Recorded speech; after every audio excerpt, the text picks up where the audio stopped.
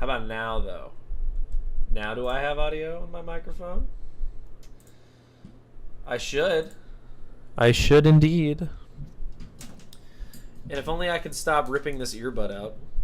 So that was my morning. Was finding alternative solutions to problems. So that's one of them yet to be resolved. That's the arc of this season. Will Parker figure out how to keep an earbud in his ear for a sustained period? Will anybody watch this live stream? Tune in next time to find out. So today is going to be more of the same. Thanks, Dad. As always, I do appreciate the tech support and support in general. Yeah, it's always nice to tinker with a like an overlay or like a microphone, for example, for 5 minutes, confident that it works, and then click live, and then it just isn't. It isn't working, as you know. So that's gonna be, yeah, an ongoing character development, basically, is what we're gonna call that, for lack of a better word. So today, as I'm sure we saw, I'll flash back to it real quick. We've got, on today's agenda, we're going to be getting the plot. The first stream of ours was just sort of an overview of the world building, and it's not done. It's never truly done, is it? But then we're going to be, once the plot is sort of generalized, we're going to be inputting the Save the Cat formula into our notes here, which is the formula that we'll be using for this class. This is the novel writing class, and the book Save the Cat Writes a Novel. And our other goal for the day, since I've been tinkering with some fancy new overlays, and this is actually too small, the chat overlay that I was trying to get so chat shows up here was not working. But at the end of the day, I can see it, you can see it, so we're not going to worry about it, and I'll make the logo big to fill the space so you're not distracted. And I made a new frame. I figured this was funnier than the floating head for this overlay, at least. And you can see that I've got all my books behind me. This is my personal reading collection. It's nice to be widely read. You know, we read widely and read often, as they say. So that's the game. I've got 4 followers now, for a first stream, I can't even complain about that. 4 Twitch followers and a YouTube subscriber, which is always nice. Very appreciative of that. And then I tried to do the PayPal thing. I don't know if it worked. We'll find out. But today's goal, and will sort of be our goal in perpetuity, can we raise a single dollar? That's kind of the benchmark we're shooting for here. With one single donation of $1, you can get me $1. So that's kind of that. That's what we're gonna do as far as that. I need to stop saying that over and over again. I'm still a little delirious. I'm dehydrated. I've made myself a nice concoction. It's just water with some 0-calorie pineapple, and I need to drink that whole thing by at least the halfway point of the stream. It's good for your health to do that. So without further ado, without further rambling, I'm going to go ahead and pull up some music here. Let's keep that going just ever so slightly in the background. I do not have an audio capture for this scene, so let's do that now. I am using OBS Studio with Stream Elements enabled, which is just really cool since it lets you build in a bunch of widgets. One of them, of course, is this lovely smattering of overlays down here. But that also is what allows me to go to Twitch and YouTube, and I can see both chats simultaneously, which is cool. Dad the Dungeon Master's got a nice shiny red YouTube logo by his name on here. And let me know if there's anything missing, since your YouTube channel is far and away going to be more put together than mine by this point. So if you have any suggestions for me there, I'm always open to kind of learning at the feet of those more learned than myself. What was I doing? I was very clearly doing something. I was going to add the audio capture here so we can hear this excellent royalty-free playlist I've got going. And I want to say it's not going. This is the Forge Your Destiny playlist by Jonathan Young. He worked with Hero Forge, which is another just super cool tool that I use all the time for character designs. And this is, very kind of them to create a royalty-free playlist for Dungeons and Dragons, for any kind of role-playing game, for writing streams. I'm sure that was their original intent. We've got it going slightly in the background, and I don't want it to be too loud. So if it gets too loud or too distracting, let me know. But I can hear it, and it's hyping me up. It's hyping me up to write, which is what we're doing today.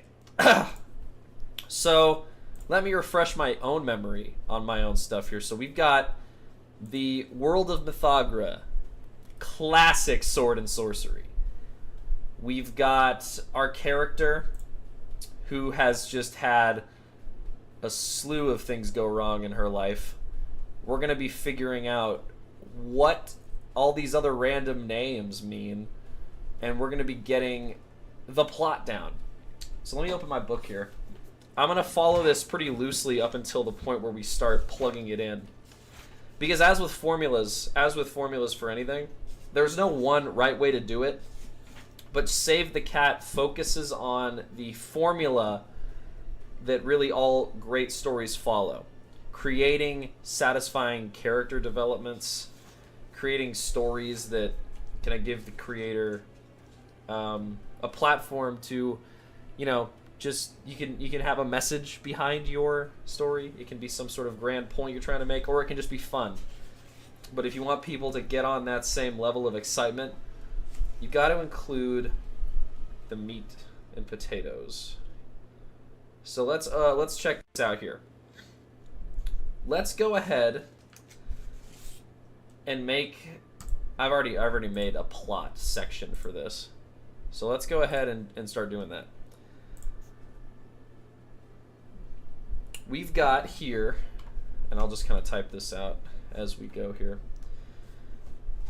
Act 1 is where all stories begin. You have to begin at the beginning, even if your beginning is like in media res, which is Latin for in the middle of the story. I learned that in college. So let's talk about that. The opening image. For the hero's journey, this is just going to be like your first introduction to the character. Kind of what they're up to, what their life is like.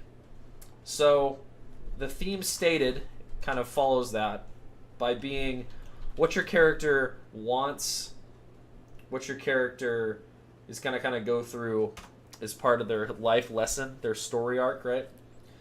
Then we have the setup. So the setup is going to be, was listed here, the first 1 to 10% of the overall story. We have to establish a basis for the character.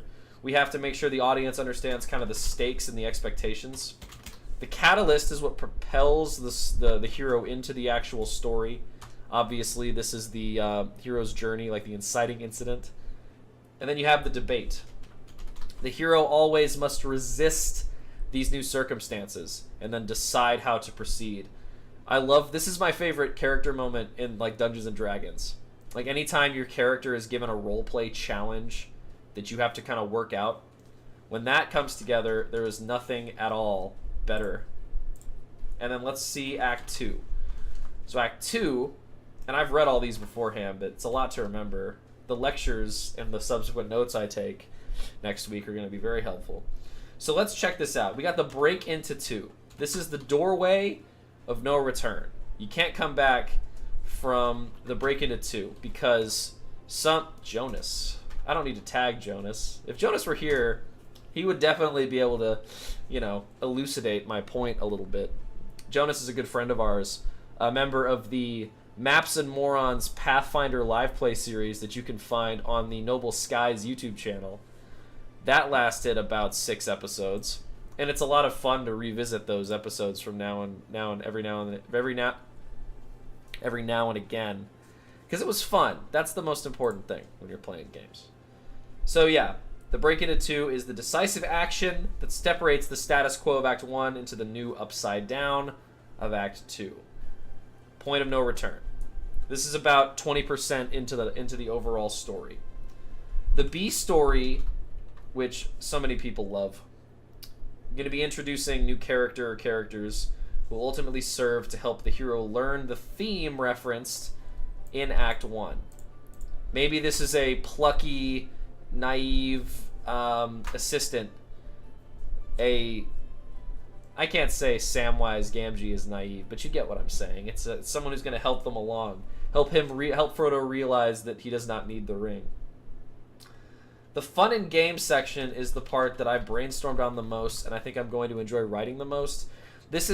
I'm actually going to I'm going to do some benchmarks here. Let's just say this is the first 10% of the novel, up to and including all of these things here.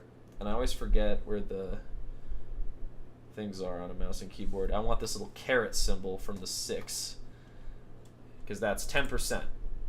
So I'll put that underneath each one. But the fun and game section is kind of the biggest overall chunk here, because that's going to encompass 20% through the novel to 50%. So 30% of the book exists in the space between the heroes coming to terms with their evolution, their arc, getting through it, and then sort of before the Dark Night of the Soul, where they have to face down the threat for real. So I'm really excited. The world of Mythogra's got a lot of crazy stuff in it. So you hit the midpoint. This is the absolute halfway point of the novel, and this is a really interesting point. The fun and games culminates here in either a false defeat or a false victory. So maybe the hero has been succeeding so far, something comes up to derail them. Or maybe the hero has been taking some serious lumps. This is the first instance where they actually might gain some footing. And then at the tail end of Act 2, we have bad guys close in. This is the mounting of the forces. This is when the bad guys are bearing down on the hero. This is the flying monkeys coming to attack Dorothy and her pals on the road to the castle. It's the Emerald City. I know that it's not just a castle. They're going to the whole city.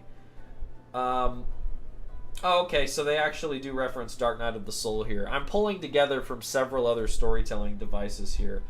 I learned superstructure first. This is a really nice one. That's got, I believe there's 14 signposts that are basically just for your roadmap as you're writing.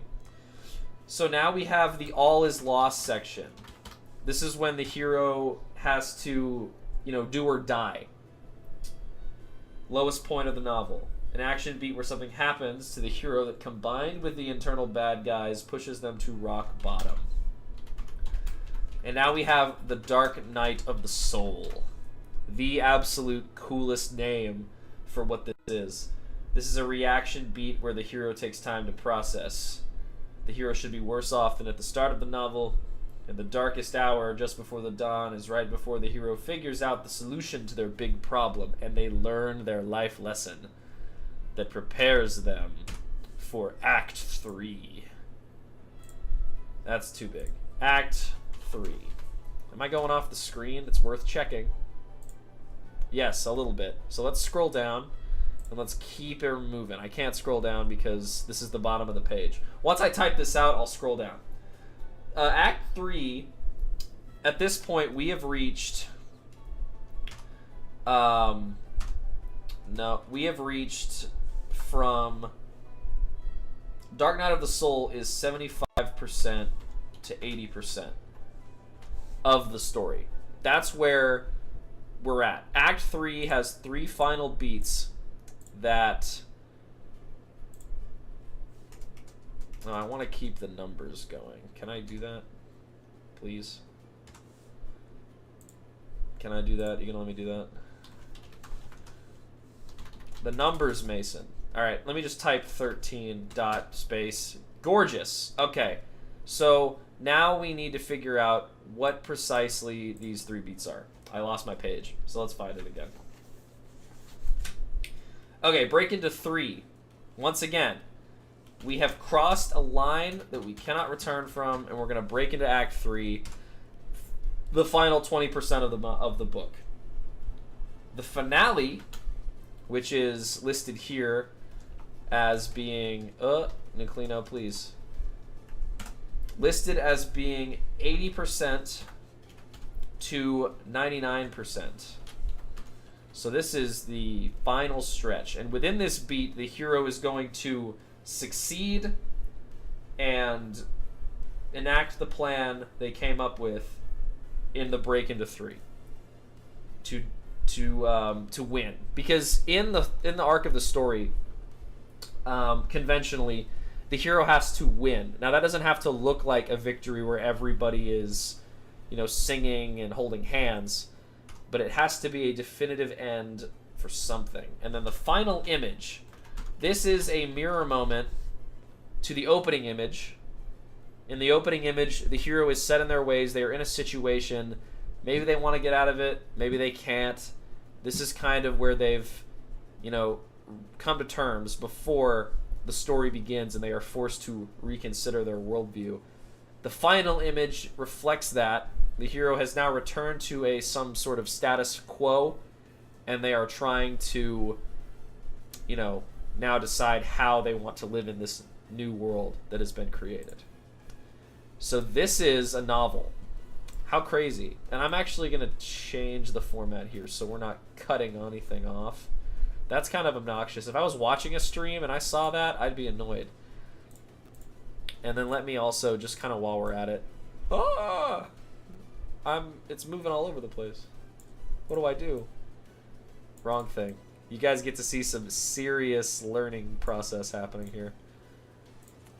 Bop, bop, bop, bop. There we go. I have now returned to my frame. Alright, so this is Save the Cat. Now, the coolest thing about Save the Cat is that everything fits. Like, it's all here. Every single story you've heard can basically be slotted in to these beats in one way or another. So I would love to just kind of put this into an example that we've all probably experienced, right? Just to prove the effectiveness of this, let's talk about Baldur's Gate 3. So this is the coolest thing about these storytelling devices, is that they are pretty universal. Save the Cat was originally for screenplays. This is for novels. Video game writing, when it's done correctly, follows all of these because it creates the most satisfying narrative for your viewer, for your gamer, you know, your player, right? So let's talk about Baldur's Gate 3. Let's go up to the opening image. The opening image is very short, essentially non-existent. I mean, you have the cutscene, the opening, where it's established that Mind Flayers are going to destroy everything and everyone, right? Kind of dreary. We get to the point where you're on the Nautiloid, and your character has whatever opening image you'd like them to have. Unless you pick Dark Urge, in which case you have one opening image, and that is kill, kill, kill everything. But then we go to the basic theme, which is, again, very specific to your character. But all of your origin characters, all of your companions that you find, they have thoughts and wants and feelings. They are not known to you really at the beginning, but they're there. And through subtle dialogue cues, we can kind of get the sense that everybody needs each other to make it through this endeavor and survive. So we get to the setup, which is, all right, we're on the beach. Maybe we go to camp for a minute. We've all decided, yeah, we need to figure out how to get these worms out of our heads. We need to decide to work together or to go our separate ways. And more often than not, you land on the consensus that, yes, we're going to work together. Astarion, we're bringing you over here to this temple so you can shoot that rope and knock that rock down onto those guys because you have high stealth. Then we're going to sub you out for Gale so he can throw firebolts through the door.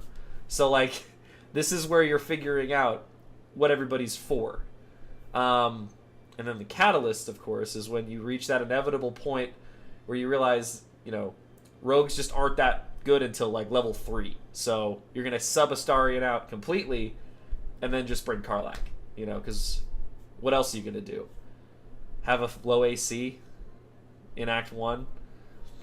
Okay, so all joking aside, we're going to see all of Act 1 basically unfold here until we get to about 7, because there's so much lore that comes up that you're really not even in the story until Act 2, if we're being honest. Act 2 of Baldur's Gate.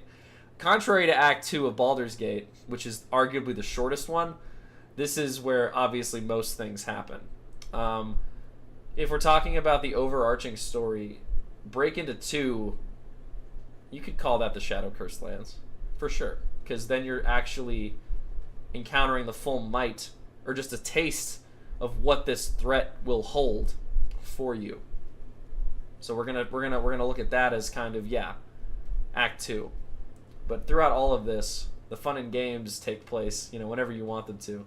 But the major story points, like when you actually approach Moonrise Towers, and you're getting, you're getting a taste of Ketheric's power, kind of who the other Dead 3 have manifested themselves as. We're gonna get to the Dark Night of the Soul moment pretty soon after that, when you find out truly what the Absolute is. Act 3 is gonna be just undoing all of that, getting to the finale. So when you look at it in terms of a video game, you can find all of these beats on there. They're going to be jumbled. They're going to be switched around. You have individual character stories that kind of coalesce into the overall story. That's all well and good. The novel is going to be much more linear until you publish like multiple series or novellas or vignettes that take place in the world. So let's go and let's put our plot points onto this. And anytime I need to reference the other little sections here for character points, I will do that. And we'll make sure that it's all good. So let's talk about the opening image. So, in the opening image, we see Perio. Perio is in the middle of a job. As her role in the Unforgiven dictates for her to do, she will be shaking somebody down for protection money or sneaking into a guarded place to steal something. We will not see her take any lives until much later. But a mark on her soul is the lives she has been kind of forced to take, either through, taking out political informants. I'm noticing that my hair clips almost before the frame. Oh, you know what? That's actually kind of funny. Because it's like I could be like a living painting from Harry Potter if I pull it all the way up. Whoa. I can go all the way up if I want. I never really considered that. It's only the limit of the camera. I'm going to keep that there, just in case I lean back or get close to the camera. Goodness gracious, what was I talking about? This is how easy it is for me to distract myself. Like, the only time I can really focus on anything is if I'm playing a video game, and that sucks. That's a terrible way to live. Because all I want to do right now, even at this very moment, while I'm streaming, is all I want to do is play Helldivers. But none of my friends are online right now. My best good friend, Micah, is at work. He works at a coffee shop. And, he's doing the Lord's work. It's a necessary position. But, man, I wish he could be Helldiving with me right now. All right, let's double check. Let's double check and make sure that everything's actually still working. You can never be too careful. I want to say it is. I want to say it's all good. So let's keep click clacking away at it. So Perio is a prisoner of the Unforgiven, right? She has been for many years, and her whole goal right now is to survive. She has little hope of ever making it out. She's almost resigned herself to dying in the service of the Unforgiven. And she's tried to escape before. We're going to explore that through some flashbacks and some memories. But she knows the futility of escaping. Normally, if you try to escape, they just axe you because they're not going to tolerate dissension. But she's gotten away with her escape attempts in the past because she's just so good at her job. And she's basically been broken spirit-wise at this point. So she is resigned to her fate as an attack dog, and will probably die in their service. I've received a text message. It was from my girlfriend. She's having fun with her family, which is just great. Call your mom. Yeah, this is Perio's reality. Has been for some time now. The theme will be stated as subtly as I possibly can, because nobody likes to be preached at, but Perio doesn't trust anyone, least of all humans. Her father was a human, abandoned her, basically. It's going to be one of those situations where, gosh, Dad, like, you did so much for me, but also you put me into a terrible position to do it for me. To kind of explain that better. As a child, Perio was very enthusiastic about learning how to control her connection to the magic of the world, the Nexum, and she was unable to really do so, as it requires just total mastery of your own mind. And she trained, but she could never really control it. Her dad's not a mage. He doesn't know how to help her. So when one day he has all this money that he got randomly and says, hey, you're going to go learn how to be a mage, she doesn't think twice. But that's part of it, is that she regrets not knowing how he got the money. And it was through thievery. It was stolen from his contacts in the Unforgiven. He pretty much knew that he was throwing his life away.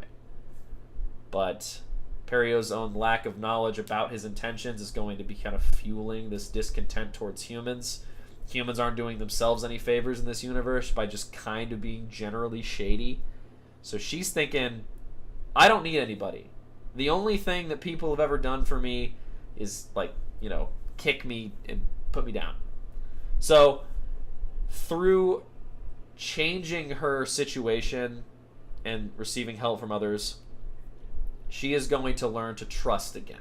She's going to learn to love again. So that's kind of where we're at. That's my crutch phrase. I'm realizing that every time I have a point and I could just stop talking, I have to end it by saying, so that's where we kind of are with that. I'll work on it. I will put some genuine effort into not doing that. How am I going to make marketable YouTube shorts when all of them end with the same 4 stock phrases? Like, I'm trying to get the big picture here. Let me double check my own stream. Let me double check that. Yes, the lady has informed me that I forgot to put my little social media blast up on the actual Maps and Morons page. So that's fun. I didn't even consider that, actually. Not only did I totally forget, but I wasn't even gonna do it if I had remembered, probably. Because let me check. Let's do a quick follower check real quick. And I know that's not the point. I know you probably should advertise it. I don't even have this on my phone. I have not signed into this account on my phone. What am I actually doing with my life right now? Let me, can I check this? Can I check this on here? Obviously I can. Yeah, 5 followers. I should have put this up on Facebook. Because you need to have like a content library, even if it is just, hey, we're live. I've been working on some social media stuff, but it's been slow going. Just by the virtue of social media stuff is slow going. Let's figure out how to do this. Because I'll still put it up. Like, it's taken forever, but I'll still put it up. Like, I'll sign in. Let me log in to the account real quick. I'm going to use another profile. I don't want to sign in for my passwords because I haven't done that yet. Stop it. Meta is the bane of my existence. Let's try the username, which is Maps and Morons. And the password, which is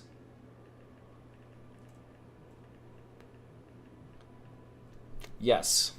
I do remember the password. I typed it all out myself and everything. I could have done it from my computer too. Like, I don't even need to be signing in on my 0 of 8 steps complete. I haven't even set it up. Okay, so that's on my list of things to do. Should I cover and say, oh yeah, I just didn't think about it? I mean, that's not even a lie. Yeah, I'll make that happen next time, because I forgot. And, oh, okay. Yeah, I don't know why it does that. My phone thinks it's in Dallas, Texas, so every time I sign into something, it tells me there was a login attempt at Dallas, Texas. Yo! Hey, a new Twitch viewer. Hello, YS Books. You caught me at kind of an internal monologue right there. I missed your message by 2.5 minutes. This is something, again, that's new to me. Reading all these chats.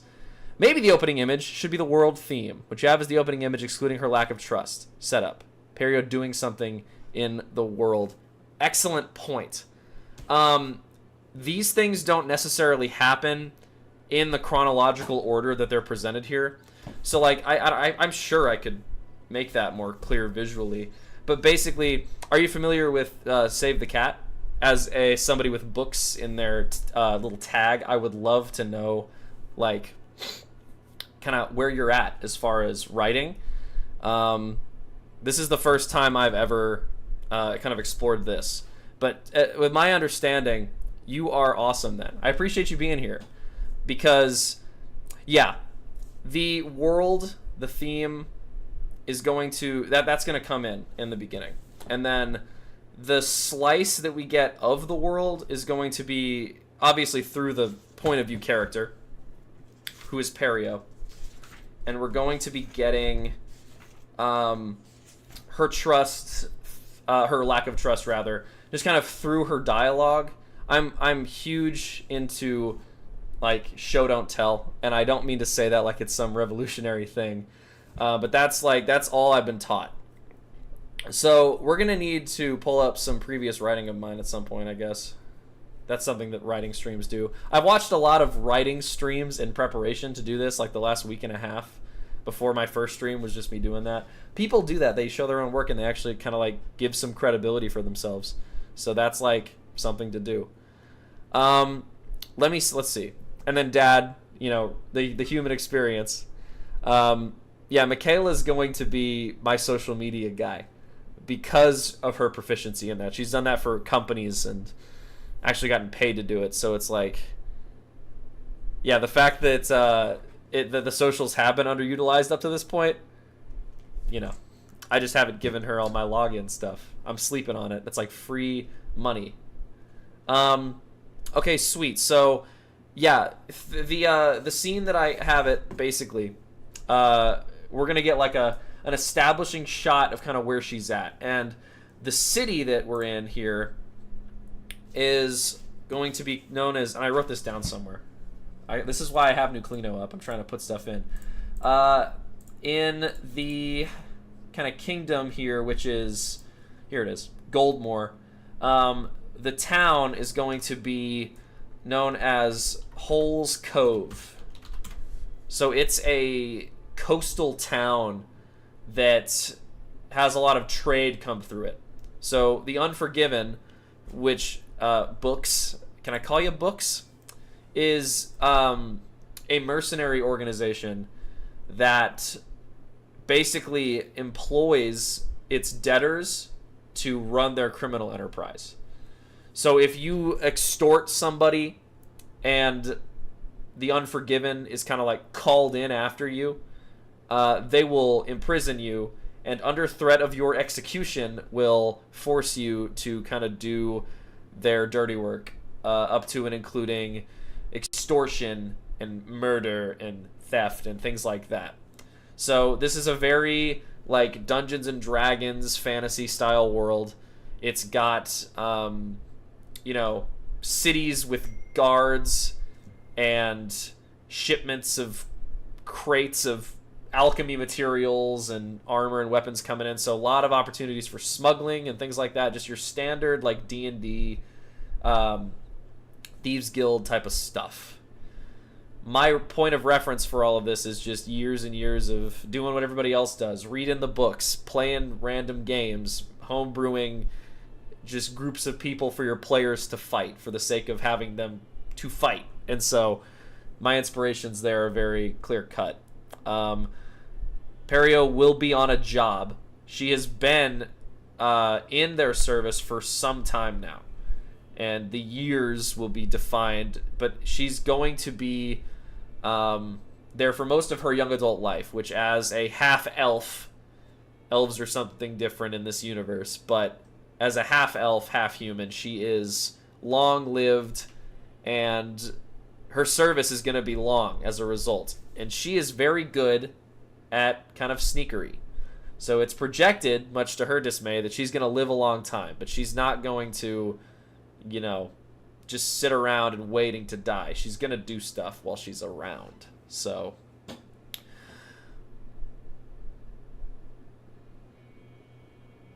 theme, opening image. So I'm trying to more directly input this feedback here, which I love and I appreciate.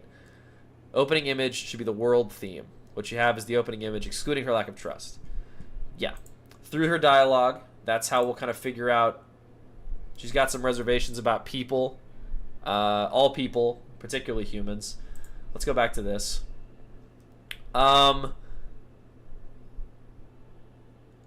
In the Act 1, this is all just kind of going to come up until we actually get to the catalyst, which is going to more clearly define, like, what's going to propel her out of here. So please add more stuff in the chat if it comes up, if I need to answer a question, because my first stream yesterday was like all of the world building stuff, and I'd love to revisit that in a more like focused manner. So let's get back to here. In the setup, which from Save the Cat, and I want to make sure that I'm following this like as closely as I actually can. I've read most of this book now. I got it like 3 weeks ago, so gonna need to be pretty brushed up on it. So yeah, the setup is the first 1 to 10%, including the opening image and theme stated. So within the setup, and to be fair, a before snapshot of your hero in the world, that's going to come into play when she's like on her job, because this is her status quo life. Let's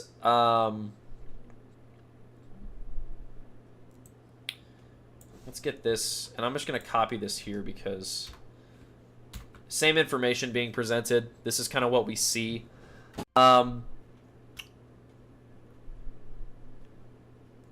She is, right, one of the most seasoned mercs and gets a higher frequency of jobs compared to others thanks to her proficiency with the Nexum. She's magic. So the catalyst, basically, in the cleanest possible terms I can put it, is going to be kind of the beginning of Fallout New Vegas.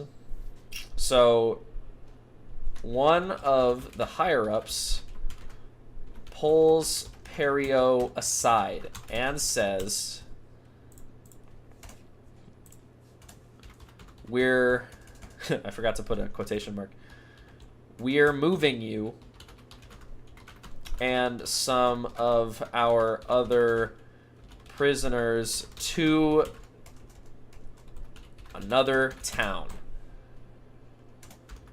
across the kingdom. Transport this MacGuffin and we will reduce your sentence. So that's not how you spell that, is it? MacGuffin? That can't be right. I know it's not MacGuffin. What is a MacGuffin? Can I define MacGuffin? I can search. MacGuffin County, Kentucky. You learn something new about geography every day. Speaking of cities, another really funny thing. I'm gonna pull this up. I'm pretty sure I can just find it. City, like U.S. city game, city map game. This has got to be it, right? Oh wait, no, that was asking me to click on Detroit. That's not Detroit. I think I just clicked on. That's probably Oklahoma City that I clicked on. Detroit. Hang on. So Detroit's in Michigan. Michigan's up here. Is that Detroit? That's Milwaukee, because that's Wisconsin, not Michigan. This is Michigan. Phoenix. I should have known that because my dad's from Michigan. I've been there. We're gonna ignore that. I just thought that Wisconsin was Michigan. Forgive me, Father. Phoenix, Arizona. Oh crap. That's Nevada. Yeah, that's Nevada. Because I'm here, and so if I got to go up and over, so that's Kansas, and that's South Dakota, and that's North Dakota, and that's probably, if that's Wisconsin, then that's, no, I should know this. Crap. Phoenix, Arizona. New Mexico, Arizona. This is Arizona. Honolulu. I did it. I'm amazing. Goodness gracious. Philadelphia. Shouldn't have been that hard. Pennsylvania's up here. This isn't even the website that I was referencing. Basically, it's a website where you just type as many U.S. cities as you possibly can think of. And a good friend of mine named Bruce recently crashed the site. Him and his friends inputted 14,448 cities, which was 73% of the national urban population in 2020. And they broke the website by getting over 16 gigabytes of RAM in the web session, just by having so many instances of cities open, and they broke the website. And I'm sitting here thinking, if I ever play that game, I now have MacGuffin, Kentucky to add. Although it was a county and not a city. It is what it is. Distractions. You could not be more correct. I should title this stream just nothing. It should not have a theme because I will get distracted at some point. I think it's MacGuffin. I've thought about it while I was trying to figure out where Phoenix, Arizona was. So basically, she gets the platinum poker chip, and their sentence is based on the amount of total debt that they are in with the original creditor, and then they transfer that debt to the Unforgiven. Now you have to do, 50,000 gold worth of crime for us, and we'll set you free. And Perio's father stole an amount that would basically include a carriage ride to the Mages College and it like the admission fees and stuff for a full tenure of mage school. So however long that is, Perio basically pays all of it up front because you have to, because I modeled this after a real university. She gets expelled a couple years into it after learning a fair amount but not all of what they were trying to teach her, and then she has to basically hitchhike back to her town where she grew up. And when she gets to that town, she gets abducted by the guild and is like, hey, so hate to kick you while you're down, but your dad basically financed your little misadventure at college, and now he's dead, so you need to pay us back. Where's all that money he gave you? And she has to be like, well, the funniest thing about that is I spent it all, because now I can do this though. And she'll have a magic trick prepared. The Nexum works by basically rewriting the code of objects, and she can basically transmute elements and do a bunch of other fun stuff, like turn a guard's wooden club into glass and have it shatter against her armor, stuff like that. So she's able to do some pretty neat tricks with it. Some of her like powers she has to develop on her own, basically by being thrown into situations like, oh, I have to escape with this stolen good, or I get killed. She's very good at this kind of guerrilla fighting, this kind of style that you see in like criminal organizations in this world. So whatever this MacGuffin is very valuable. It's going to have a role in the story, and it's going to be important and very valuable. So transporting it, he's going to basically be like, listen, this is really important that you do this, so we're going to take the amount of it off your sentence. And it's going to be significant to the point that it's going to be like a decade or two. Like a significant amount of time that makes her think, all right, I don't trust you very much, but I'm going to do this, and I'm going to hold you to it if I don't get my money reduced on my sentence. So basically that's the catalyst. She is going to be sent on this mission. It's unlike any mission she's had before. She's been in Hole's Cove since she was basically a kid, and now she's leaving her home to go do criminal stuff somewhere else. So basically, on this carriage ride, or like during her transport on the prison convoy,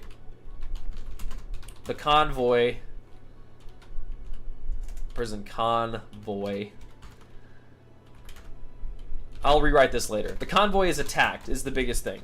Somebody wants this MacGuffin real bad, and so they destroy the convoy. Perio barely escapes, and she finds herself on the outskirts of this city. Let me write that down first. Self on the outskirts of the city. Of a city called Glorious. Now, you'd think that by its name that this is like a beautiful, well-kept place. It's not. They are transporting these prisoners across the kingdom, and they're going to pass through kind of territory that Glorious sits on. And this town, it's actually referenced in the world as a city-state because it has its own laws while you're in the city within the kingdom of Goldmoor. It has basically like a family of magistrates that function as the king and royal family. They have a very high opinion of themselves and Glorious. So if you were walking from a distance and you saw this glorious keep on the horizon, you'd be like, oh my gosh, this whole town must be overflowing with riches. No. You get to it, and then eventually the ground dips. And it continues to dip into this huge basin that's like just a really wide valley, and there are hills that have been kind of like cultivated into the side of it. The further down you go, the poorer the people are. Into a... Why am I not writing this down? City built in a valley. The royal keep sits on a massive hill in the center. Now, basically, with the Nexum, terraforming is a really, really marketable skill because you can move large quantities of earth just by like turning it light as air and then just moving it around, or like shrinking the grains, or rolling it up into a ball and moving it. Like the possibilities are endless with it. So basically, terraforming is high in demand. This valley was where this royal family, they kind of got their start as farmers in here, and they were able to basically, through raising enough money through their little fiefdom, created a huge hill in the middle of the valley that they built their stuff on. So they are literally above the lowly masses. They hoard the wealth. If you live and you are like on the territory of this feudal lord, you pay a certain what is it called when you pay tribute to the king of Glorious, and you have to, you know, basically do whatever he says, because that they have a very despotic ruling system here. Yeah, the rich live toward the top. Goodness gracious, I cannot type. I'm trying to pursue a career in writing, which is, you know, lucky because the majority of writing doesn't take place in front of a live studio audience. So the rich are toward the top, and the slums exist at the bottom. And the sewerage system is not well maintained at all. So the bottom is referred to by its citizens as the chambers, after the chamber pot part of whatever medieval kind of toilet you have. I had a funny conversation. I was talking to my friends. It's like, the technology in this world is like Eberron, in that they have like advanced machinery that's just powered by magical sources. So plumbing is probably pretty easily attainable through some fantasy BS I can come up with. So there will be toilets in this universe. No digging outhouse holes for you, sir. They're gonna have to, you know, exist in a pretty, you know, defunct way. But they got toilets. Unless you live in the chambers, your stuff's gotta flow out. It's not as good of a distribution system as you might hope for. So the chambers basically house the working class. Very heavy-handed with the symbolism, I know. And the farms are higher up. So it's like tiered valleys with this huge mesa in the middle with the keep on top of it. So let's go back to the plot board here. They are passing around the territory of Glorious and on these like mountainous, hills that are outside of where the majority of all these farms are.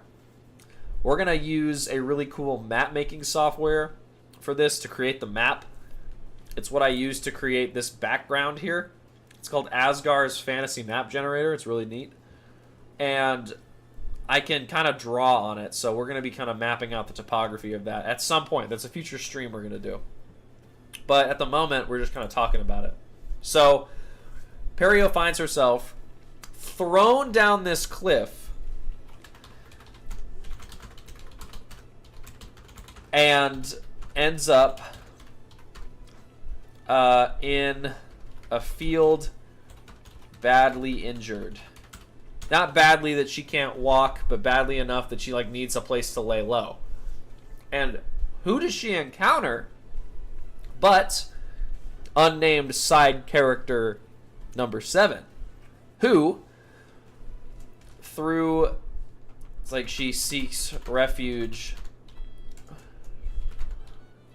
on an old farm and discovers that the owner of the farm is an ex-Unforgiven conscript who finished his sentence and went legit, like he went straight. He knew Perio's father and is willing to give her shelter. Here is the biggest problem with her situation now. Sure, the convoy was attacked and she was forcibly ejected from a carriage and thrown down a cliff, but the Unforgiven is not going to see it that way. The Unforgiven is going to see her as a defector and therefore is going to, like, you know, cut her off at this point. She's gotten some lenience in the past, unless that doesn't make as much sense, in which case she's done. And she basically can't go back to them. She can't go back to them because they are looking to, you know, get their prize back and nothing else. That's the most important priority for them. So she's going to basically have to deliver it to the base herself.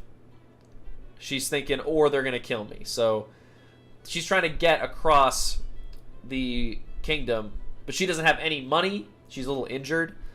Books, I will go ahead and actually just blow this whole thing wide open for you. Perio is an amputee with a prosthetic arm. And basically the way that that works is while she was working for the Unforgiven, she was injured in an explosion that completely am I even on screen? I have to look at my camera while I do this. Okay, sure. From the bottom of her shoulder down to her wrist, that arm was completely obliterated by this explosion. But they were able to recover her hand. And using some, like, special metal that is a really good conductor of Nexum energy, she was grafted with a bionic arm that she is able to manipulate. And so Nexum is controlled from your hands because she has a connection back to her hand. She's able to use her full capabilities for, like, using her magic. And it hurts all the time. She is constantly having to will the Nexum energy through her arm to keep it going, even when she's just using it as a normal hand. So it's extremely taxing, and it's like she has that kind of chronic pain that she has to live with. By the end of the story, she's going to, like, basically get that removed. She's going to find out that, like, her entire life and her entire survival is not dependent on her being able to cast magic. So she's going to completely forego like that kind of bionic arm. She's going to get a different one that's just straight up, you know, like a regular prosthetic. In the short story that I wrote that this whole universe is based on for my class, at the end of the short story, she's being cornered by, like, the final antagonist. He has a knife, and he rushes her, and she brings up her hand and catches the knife. So that thing buries into her hand down to the hilt, and then what she does is she uses her Nexum, like, one last little burst of energy to basically detach her hand from this arm. And underneath, like, or the thing that's, like, keeping her hand connected to the arm, it's just a jagged metal spike. So her hand is gone. she like sidesteps and this guy rips it off with it's pinned to the end of his knife. She takes her arm and just drills this dude with it up to the elbow and pushes him into the wall, and then like he's trying to struggle against it and he's like pushing himself further onto it through it, and then she gets her elbow hinge in there and she's like trying to like, you know, keep her arm steady, so she's just mangling his insides, and then he dies and she like rips it out and he like falls. So it's going to be, just in case you were wondering, it's going to be quite, you know, graphically violent. And this is the tone of the story. This stuff happens. It's like a very kind of gritty sort of world we have here. Yes. I need a quick break. I need to drink some more of this water. Need to make some room for some more water. So I'll be back in a moment. Thanks for dropping by, and I will be back just momentarily. Please enjoy the sounds of the Forge Your Destiny playlist. Thanks so much.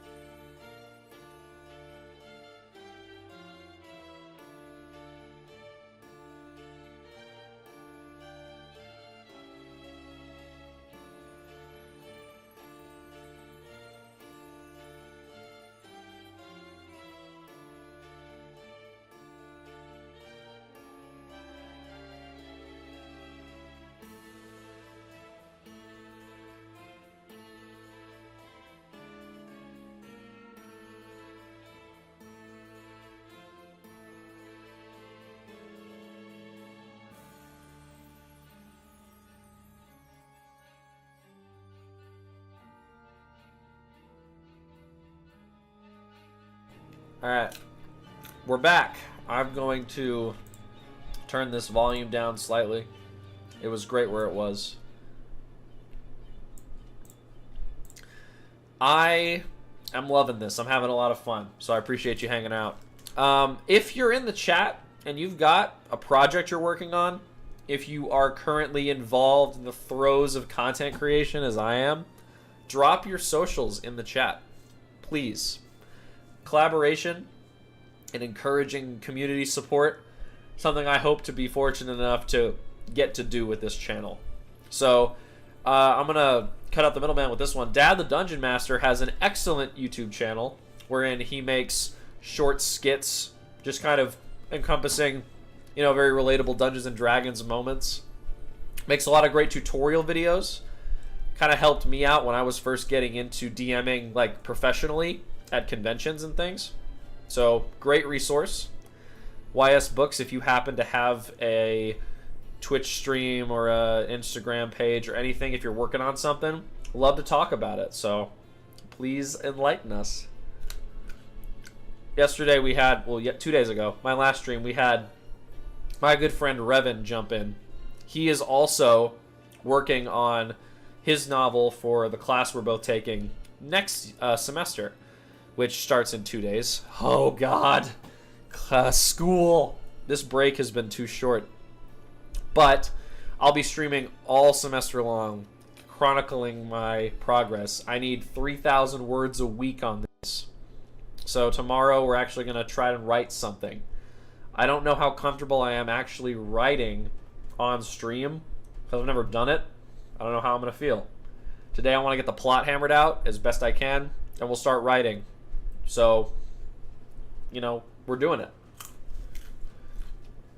Let's try to finish up Act 1. Okay. So, the catalyst,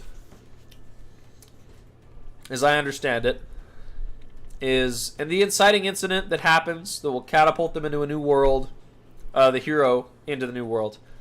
So this action beat should be big enough to prevent the hero from being able to return to their status quo. That is exactly right. So she is now effectively a rogue element. She is she's a not refugee. What's the word? What's the word for when you're on the run from the law, right? As I'm sure we can relate to that. This is crazy. This doesn't usually happen to me. The word where you are like a convict who's escaping. Holy cow. What is happening to my brain? Let me look this up. Synonyms for... It's going to come to me before I'm typing, right? Synonyms for old man. Did I search that? I don't even remember. Synonyms for convict.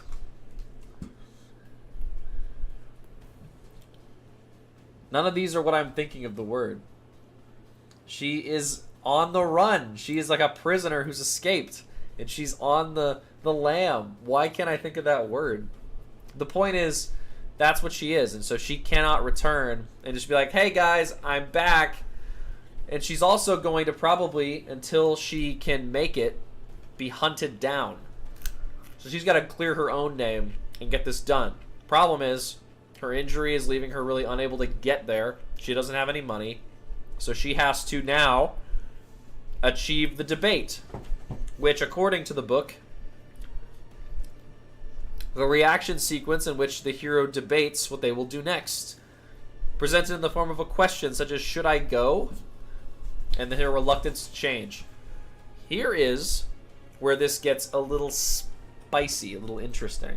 So, books, if you're still with us, the biggest thing about this universe is that it's got all these different races of people. There are that's characters, creatures. I haven't thought of any monsters yet that are like I have not enough to write down. There's like going to be monsters. Most of them are stuff that I've created for Dungeons and Dragons. Again, the biggest inspiration. So let's go ahead, get back to world. Nope, it's under characters, I guess. Okay, so the races. The elf stand-in. The elves are the Jeks. They have a golden luster to their skin and purple hair. They are very ethereal kind of in their presence. They're, you know, usually pretty tall. Pointed ears. That's what I meant to type there yesterday. And then you have gonks replacing like the gnome race, right? If you're familiar with gonks, you know. If you know, you know. And then there's dwarves, which will have a different name. Let me clarify. Gonks are gonks, but dwarves will be, you know, they're going to be kind of the standard orc race, sort of the standard goblin race. Goblins are not going to be really tiny and, you know, like those kind of guys. They're going to be a little bit more of like what you could, a human would consider to be like a normal creature. There's going to be others. These are just like the ones that I can think of the most. My favorite part about this whole story is when you scroll down a little bit and you get to where it says humans. Now, you're not reading that wrong. That does say isekai on there. All right? So let's talk about that. Basically, for years and years, generations of human life, humans have been appearing in this world. They are not native to it. They have been showing up, and they have been amnesiac. in their like memories. What am I even saying? They have amnesia, partial to total amnesia. Some humans come through and they're like, oh my gosh, my name is Dave. I've been working at Wells Fargo for like 6 years. I was about to make branch manager. It's a bank, right? I was about to be, somebody. I was achieving my dreams. Now I'm in this world and I don't know what to do. Some of them come through and they're like, who am I? What is anything? So somebody like Dave would go, listen, you and me, we're humans. We need to figure out what to do. Luckily, I see a guy standing over there waving his arms at us. Let's go talk to that guy. That guy goes, hey, so I've been here for a couple of years now. You get used to it. Don't freak out. I don't know how I got here. I don't know how you got here, but we have to figure some stuff out. So we have a little community of humans in this part of town. Come live with us and figure some stuff out. So humans will kind of congregate. They will, try to make their way in this new world. They are not well liked by any other race unanimously, because one of the biggest problems with not knowing anybody and not knowing anything, when you kind of start to have a resentment for your environment, you go, hey, why should I learn a trade, or why should I just chop wood for the rest of my life and be a farmer or whatever when I could join a thieves guild or something? So the majority of criminals in this world they're humans. The majority of the crime is done by humans. Now there are going to be institutions of these other races that have been around way longer than humans that employ humans, or maybe don't. Maybe they don't like humans all that much. Fantasy racism is a really interesting tool for storytelling, and I'm going to try to do it as respectfully as possible. The isekai tag comes from a human long ago, one of the first humans that came through with near to total remembrance. Like, they didn't lose their memories at all. So what they did is they went, oh my gosh, this is just like my favorite video game. I am going to have the best time of my life. I'm going to go on adventures. I'm going to be just like my favorite isekai character in my favorite TV show. And everybody's looking at this person like, what are you talking about? None of those words are real. And they're like, nah, don't worry. I'm going to get my sword and I'm going to go fight monsters. Where the people that, would be referred to as monsters, they'd be like, okay, what is that all about? We already don't like humans. And now you're calling us monsters? Like, what is this? You don't even know what you're doing. And then this person's going to be like, no, you're wrong. I'm going to go on my grand adventure. You'll all see. And then they walk out of the town square and they get immediately killed by a wyvern or something. Like, the word isekai becomes kind of a derogatory term. Sort of a meta joke, right? And this is not new. I'm sure someone has done this. But I just think it's really funny. And that's what it is. So, the isekai are humans. The word human is not really used all that much by other races. It's going to be mainly the humans that know that that's what they are. But the isekai are this it's got a different connotation than just humans. It's the idea that they don't belong here. They're out of their depth. They would not survive in this world if not for the established society that helps them. Parallels. So basically, we've got the Jeks and the isekai are the two ones that are the most fleshed out. They've got their own names and stuff. Perio is the daughter of a Jeks and an isekai. So she has a bit of a dimness to the luster of her skin. Her hair isn't totally purple. She's a hybrid. She's a half-breed. All of the normal negative connotations that would come with that in society, she's had to deal with. So she is trying her best to really emphasize her Jeks heritage. Doesn't care all that much for her human heritage, especially not after what her dad did. So she's with this other person who will most likely be a dwarf or the equivalent. And they will talk to Perio and they'll be like, oh my gosh, you just fell out of the sky on my lawn. Are you sure you're not an isekai? And she's like, shut up, listen to me. I need help. Are you going to help me or not? Because I'm not interested in getting to know you again. I barely remember you from when I was a kid. And he's going to be like, fine, but if you must know, you can eke yourself out a pretty nice life here. I've got beds and I've got a field that needs tilling.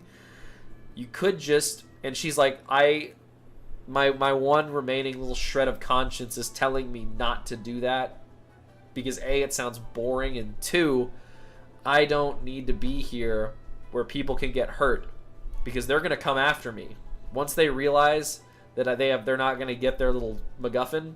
Like, they're gonna come find me and they're gonna hunt me down, and they don't care who they get in the way of. And the guy who is going to be, I have to remember, ex Unforgiven guy, he's like, you don't need to tell me twice. Like, I think that we could maybe make it work, but I know all too well that these guys are pretty ruthless. So let's just not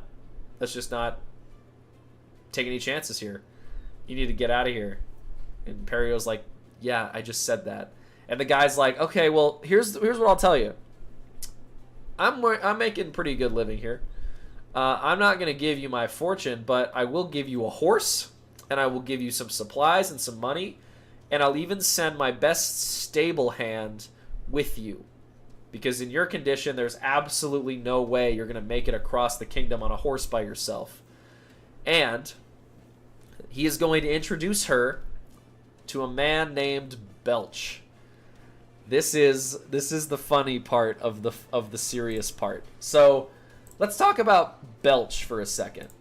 He is listed here under my characters list as a major character because he is the other guy, or the guy. Like, he's like the guy in the story. She's the girl. He's the guy. Can I make it any more obvious? They are going to have sort of an enemies to lovers type of relationship here, where he doesn't care that she's half Jex. Perio's really invested in this whole, like, you're a human and I'm a human and I hate my human self. But he's gonna be like, you're just pretty cool. You like you're kind of good looking and you use magic. Like, I really kind of dig your whole vibe. But she is like, I don't like this guy. This guy is going to be nothing more than an employee of this farmer that's going to bring me to my destination and nothing else. But through their story, they're going to have the opportunity to get to know each other. They're going to become closer, and they're going to become friends. That friendship is going to go further, and I'm not a romance reader. I read my first romance novel for my education, and I had to, like, try to read it. Like, I did not just completely devour it like so many of my classmates did. By the end of it, I really came to respect the craft of romance writing and how hard it is to pull it off in a satisfying way. So I'm gonna do my best. Again, that's all I'm doing right now is my best to get that level of earning the romance rather than just having them, I made a boy and a girl, like they're gonna get together. Like, I want it to feel a little bit more authentic. Silent Willow, good to see ya. We are just chit-chatting about this novel. We've got, some plot points and some characters developing. How are you doing today? Thanks for dropping by. I've got a couple of people in here. The other day we were chatting about, like, Save the Cat. We were chatting about other ideas for their books. So, like, I'm going to be live streaming myself writing this book. But this isn't the sole focus. As we've established, I've gone off on so many tangents. I get distracted easily. I'm not going to deny myself the opportunity to get distracted. Leads to a little bit of flavor. Doing okay-ish. 2025, it's about the best you can hope for. If we can do something together to kind of shift that from okay-ish to okayer-ish, right? Let's make it happen. Let's do it. I asked other people in the chat to do this. If you're working on a project, if you got, like, social media, if you're, like, trying to push it, but you don't have a way to be like, hey, come follow me in a way that's not weird, drop it in the chat. I will take to my phone and I will follow you. I will throw you some support in any way I can. There's a plan? Listen, I got a plan. All I need is... what is it? Hang on. The Russian badger right? They've got memes, Red Dead memes. Only have Twitch. Very cool. Let me throw you a follow in that case. I can't do that from Streamlabs, I guess, or I can. I hope you don't mind that I've doxed you a little bit here. Boop. Let's do it. Follow time. I am going to be doing my best to reciprocate. Like, you know, I don't watch Twitch streams ever. I barely watch YouTube anymore. Like, I have so much stuff going on. So it's going to be like, I'm going to make it a fair point to like engage with community. This is a huge push to do that. So, yeah, thanks for hanging out. I'm going to try not to ignore chat. I don't have any overlays yet for chat. I just have the bare minimum stuff really for a Twitch stream. 5 of 100. Let's go. We're getting there, baby. Tip goal at $1 because I'm trying to keep it, you know, trying to keep my expectations realistic. But 100 followers, I could do that in 16 weeks. Consistently streaming and trying to do some social media stuff. It's not a priority for me to get famous, right? I just thought this would be a fun social experiment to see like what we can do in 16 weeks of writing a novel for a class. You know, it'll be funny. Haven't streamed in ages. I won't lose out there. Well, you know, that's okay too. I wanted to do this for like 3 weeks. It took me forever to actually like, you know, get the stuff. And I watched a lot of Pirate Software videos, and I watched a lot of Nutty. This guy Nutty is great. I found a couple of other plugins for like multi-streaming and stuff, and I used those. I did some like test streams and tried to figure that out. And then I found Stream Elements, and that really just kind of made it easy. So if you ever have a question about like, you know, you probably, as somebody who has streamed in the past, you probably know how to do it. But like I learned a lot in the last couple of weeks just like doing stuff. So like it's pretty fun. I like to focus on one. That's totally cool too. The biggest reason that I wanted a multi-stream is because my friends are like, oh dude, I told my friends I was gonna do it, and they were like, oh, you should do it on YouTube. Like I hate watching. I don't like Twitch. I don't use Twitch. And then other people were like, dude, you should do Twitch. I hate YouTube. I don't want to watch YouTube. I don't want to watch a live stream on my phone. And it's like, okay, I'll do both. Fine. And it's also just in case that this becomes even somewhat of a thing. Having that set up already. I want to make like shorts, and I want to do like the whole thing, the whole package if I can manage it. So this is gonna kind of make that easier. I'm trying to plan for what's the opposite of failure, you know, like that kind of thing. So focusing on one platform though, I get the benefits, because you know this plugin, it's easy to set up. It took me forever, and I had to watch a lot of videos. Very first world problems, you know. But yeah, I'm gonna try to kind of manage both communities as best I can. So let me check my. Hang on, one of my friends sent me an Instagram message. That's crazy. 5 years ago today, I was at a Nirvana concert with 2 of my friends from high school. It wasn't a Nirvana concert. It's what do you call it? You know, like a cover band. It was a cover band concert. That's so awesome. Good times. Still wish we had gotten to see Smells Like Teen Spirit. SMH. You will be shocked to learn that I don't do the most map work ever for somebody with the word maps in their name. Let me tell you the story of this. So basically, by we, of course, I mean my friends and I, we were like, let's live stream D&D. Like, let's live stream, like, why not? Why not live stream D&D? We're trying to play more D&D. Let's live stream it. In that same sentiment of me doing this, it's like, you know, maybe people will watch it, right? So we have a YouTube channel called Noble Skies. If you find it, it's like the only channel called that. You might be able to... Hang on, wait. multi-chat is in read-only mode. That's unacceptable to me.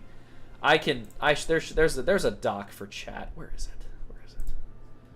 There it is. I can send a message. Let me link to it because I'm really proud of the videos we made on here. It's like, is for like just absolute amateur hour on YouTube. It was a lot of fun. Noble Skies. There it is. So we made a lot of videos, just gaming videos. We have a machinima made in Halo Reach that we've made a couple episodes of. And then this is the Maps and Morons Pathfinder live play series. So the funniest thing about it was we decided, hey, let's play D&D around the time that Hasbro put a gun in its mouth. So we were like, let's definitely not play D&D because we weren't sure, right? And it took us a long time from those initial fears that people had to actually get to it. But stream 1 year ago, let me check and see what this actual, what was the date on this? May 30th. So that's crazy. We're gonna have the 2-year anniversary of Maps and Morons this May. This is when the brand kind of started to take shape. Because Noble Skies was like our general channel, and we were thinking maybe let's do a dedicated thing. So my plans for the overall brand of Maps and Morons, basically, I did not copy this link like I meant to. Let me do that. Is to publish some like content for role-playing games. I really enjoy writing my own modules. I've written several that I've just kind of sat on for a while. I've been trying to figure out the best way to publish that kind of thing because there's lots of like online marketplaces and things, and it's just a lot. You got to kind of figure out what works best for you. So eventually Maps and Morons will be more of like a publisher once I get this novel done, once I get some more modules and things published. But yeah, so it's Maps because, right, we're making like TTRPG content, and Morons because we are making TTRPG content. So that's where that comes from. I made this map that I used for this background here in a cool little program, and I'm gonna pull it up here. This is if you play D&D or whatever, like this is the coolest thing ever. If you're deep into the whole like DMing part of it, this window sucks for this, but I'm gonna just really quickly. Basically, it generates you maps, and then you can go into the toolbar, which I'm certain you can't really see. You cannot see it. Hang on. Let me mess up my whole background for a second. Oh. Wait, no, it's in alt mode. I'm going to pull it out. Yeah, so we've got, like... what have I done? There's a whole list of things. You can get really in-depth with it. So it's really cool, and I've used it for a couple of different projects. I will be using it to create the world of Mythogra, which is where the novel takes place. And now I have to remake my entire background here. This is what I'm talking about. This is the kind of junkyard live streaming that I'm just having fun. I don't care. I don't care about any of this. Let me pull up Nuclino so I can actually fix it.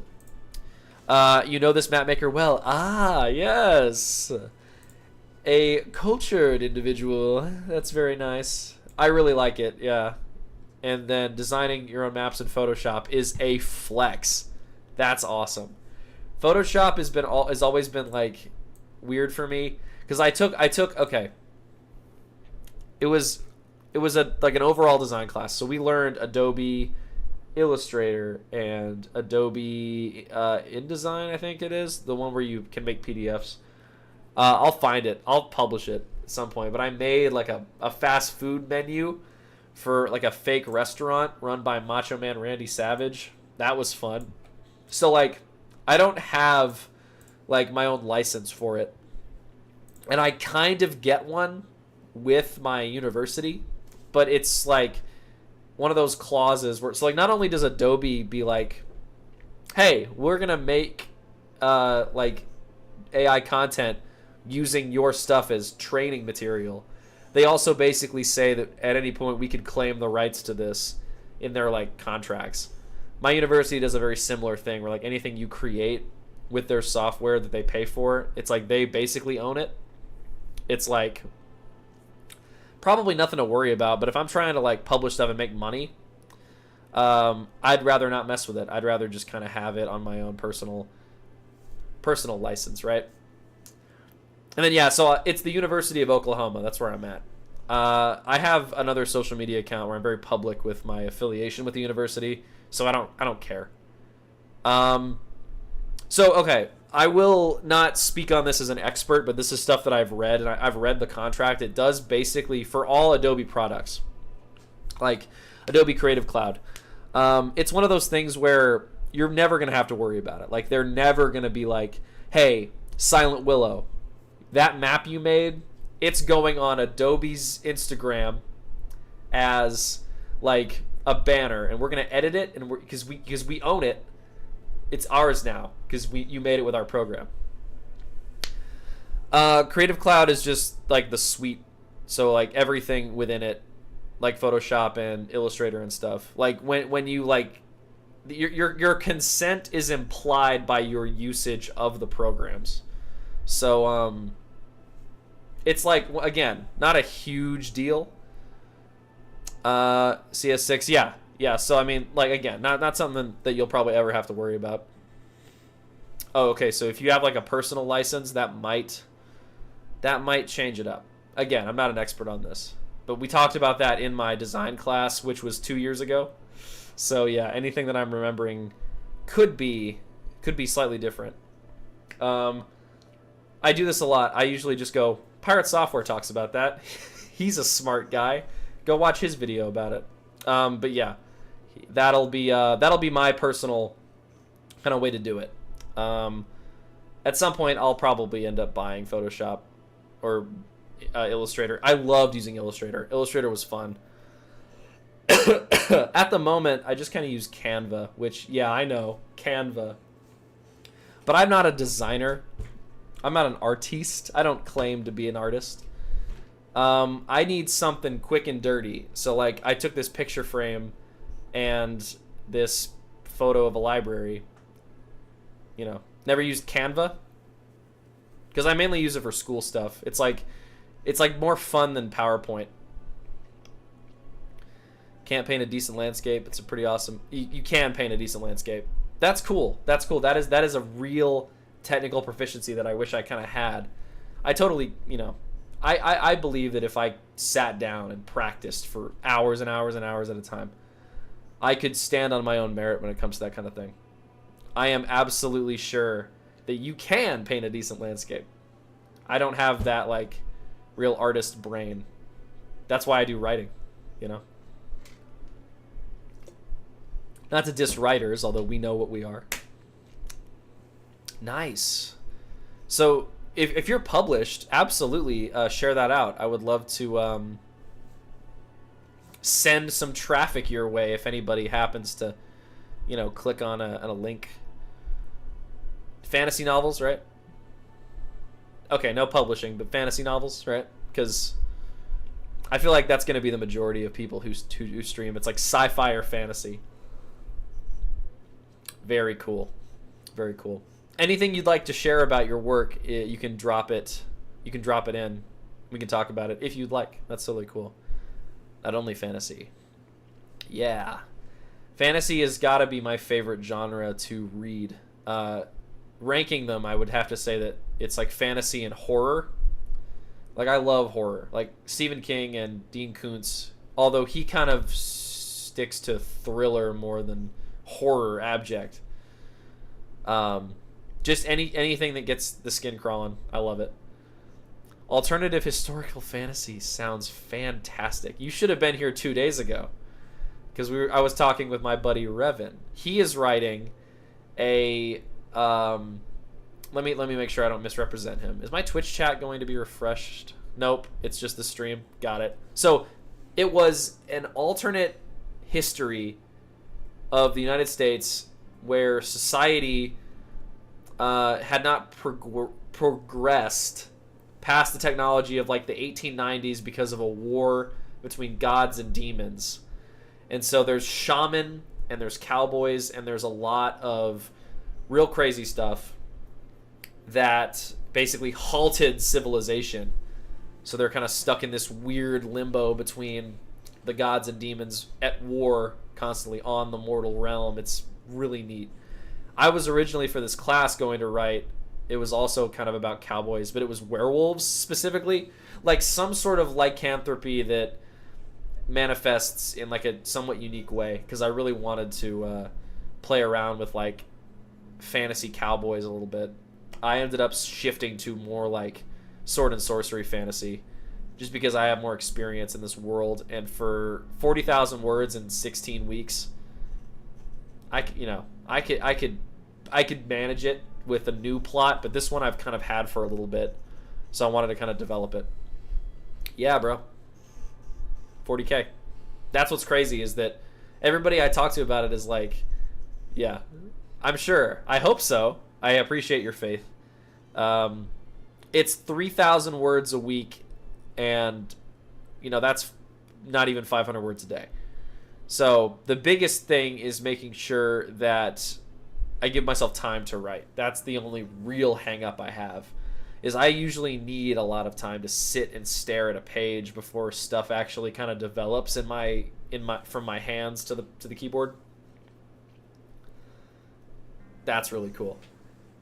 3,000 a day is absolutely something to strive for. How many pages does that end up being? Because that's, we're not going off of page count for this assignment, but my professor has recommended that you should try and hit 10 pages a week. So 3,000, I'm trying to break it down. Yeah, totally can check, because it's fun to think about that. Stephen King's whole deal is 6 pages a day. I don't know how many words that's probably is. It's probably 250. This book has something about that, like the industry standard for publishing length. Skibbity bop bop bop. Hey, where is it? This is a really cool book. 5 to 6 pages. Boom. I can do 5 and 6 pages a week. Get out of here with that nonsense. That's so easy. I want to really, really hype myself up, because if I don't, I'll cry. So let me find what the industry standard for these lengths are. So yeah, industry standard word count for a novel is 60,000, goodness gracious, to 90,000. And that's 240 to 360 pages. So, hey, most of an industry standard novel. Single spaced. We write in double spaced. So that's going to be many more pages. But that's cool. I really enjoy writing single spaced. If I have a page limit to hit, so then I can write a lot, think I have more than enough, and then I make it double spaced, and all of a sudden the story's 7 times longer, and it's amazing to watch that page count jump up. Fantasy usually want about 120K. Yeah, that's the thing, is that for this assignment, it's most of a novel. Most people aren't going to finish theirs, but the idea is to hit 40,000 words, for the criteria of the class. And then I will take it and continue to run with it on stream until we're done and I can publish it. This is for my professional writing degree, actually. I have basically what's a certificate in advertising and a minor in college, a minor in digital advertising. So literally all of it is going to be for that. There's a certain amount of wisdom that I lack in paying for a degree in writing, but I really enjoy my professors and the cohort that we have, because there's so much that I've learned that's not just how to write. We're eventually gonna learn indie publishing, which that's really cool. I've already learned a lot about it. My professor just talking about it. Yeah, 40,000 words for that semester is the minimum. So yeah, people who do the graduate program at OU, they also write at least 2 novels as part of their or at least novel length manuscripts. They don't have to be finished. But they basically have you build up your body of work, so where you can take what you've completed and do whatever with it. You can take it and bring it to like a podcasting company, or you could retrofit what you've written for like a screenplay. Like they teach you how to do all of it. It's the only university in the country that still does a master's in professional writing. So that is just like the cherry on top. A lot of people want a master's in fine arts. That's like the big one right now. People are really pushing for everybody in creative that they want to have a master's in fine arts. But some people don't want to pay for a master's in fine arts degree when they just want to write. And I don't blame them. I see the wisdom there if you want to be more specialized. Game design has got to be a huge market for it, yeah. You'd think they'd want people who just do writing. Not to disparage the current gaming industry, although I totally will. But,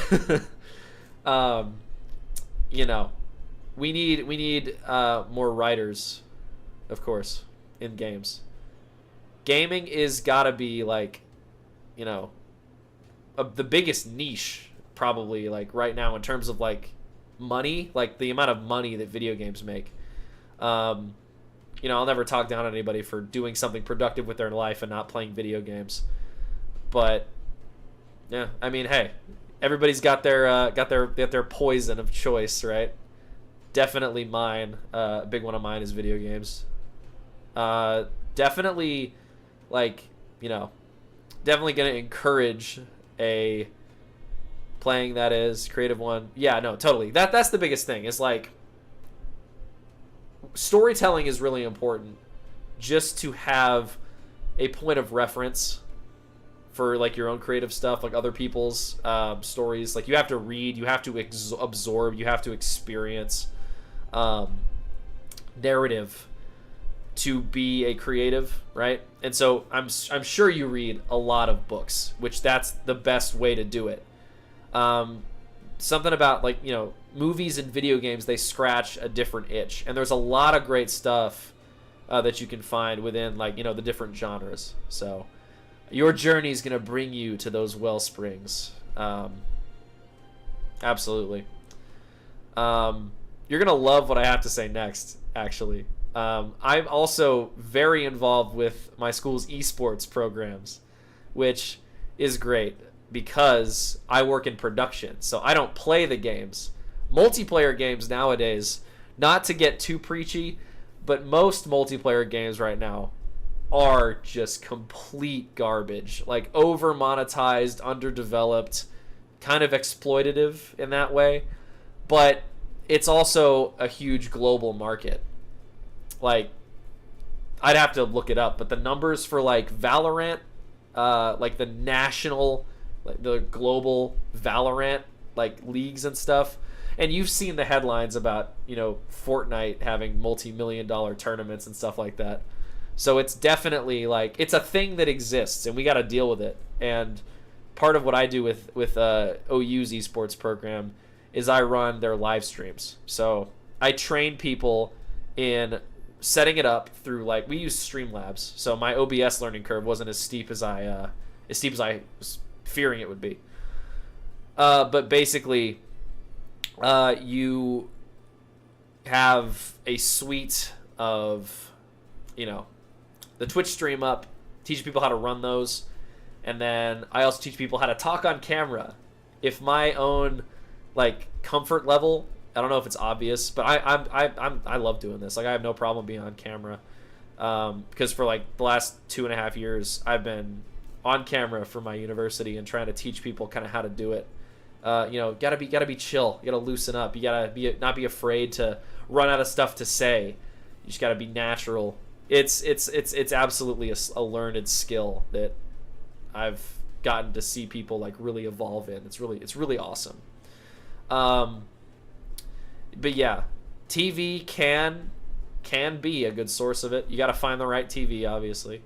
Like if you're watching like just any random thing that's like recommended to you on a streaming service, it's not going to be good, right? It's going to be whatever latest reality show thing that they've cooked up. It's gonna be, you know, especially lately, it's gonna be like a really ham-fisted adaptation of something that maybe you've read before or whatever. Like there's absolutely some stuff within video games and TV that elevate the genres. They kind of push the limits, but you got to look for it.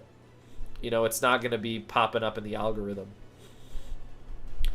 And a lot of it's also going to come from overseas too. Like, you know, Squid Game is really popular right now.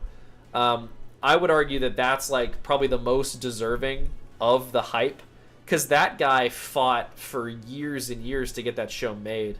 It took him like 8 or something years to get a studio to even read his script.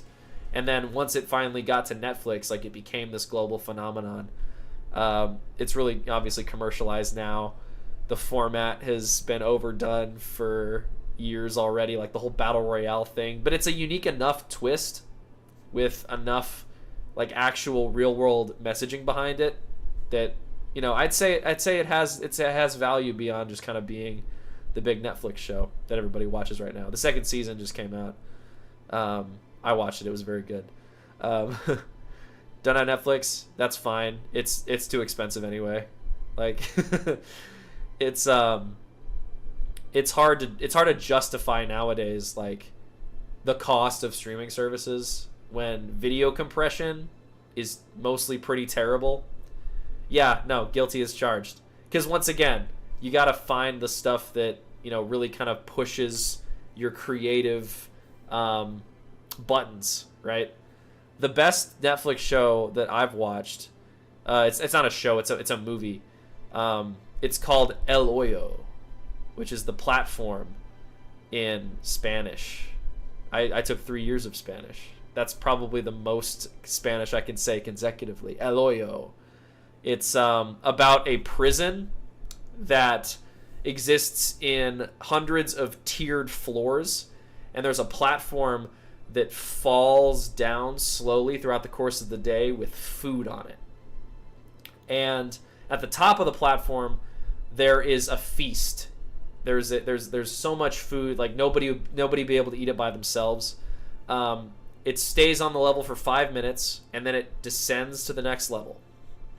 5 minutes, the prisoners on that floor get to eat from it, and then it goes down again, and down and down and down.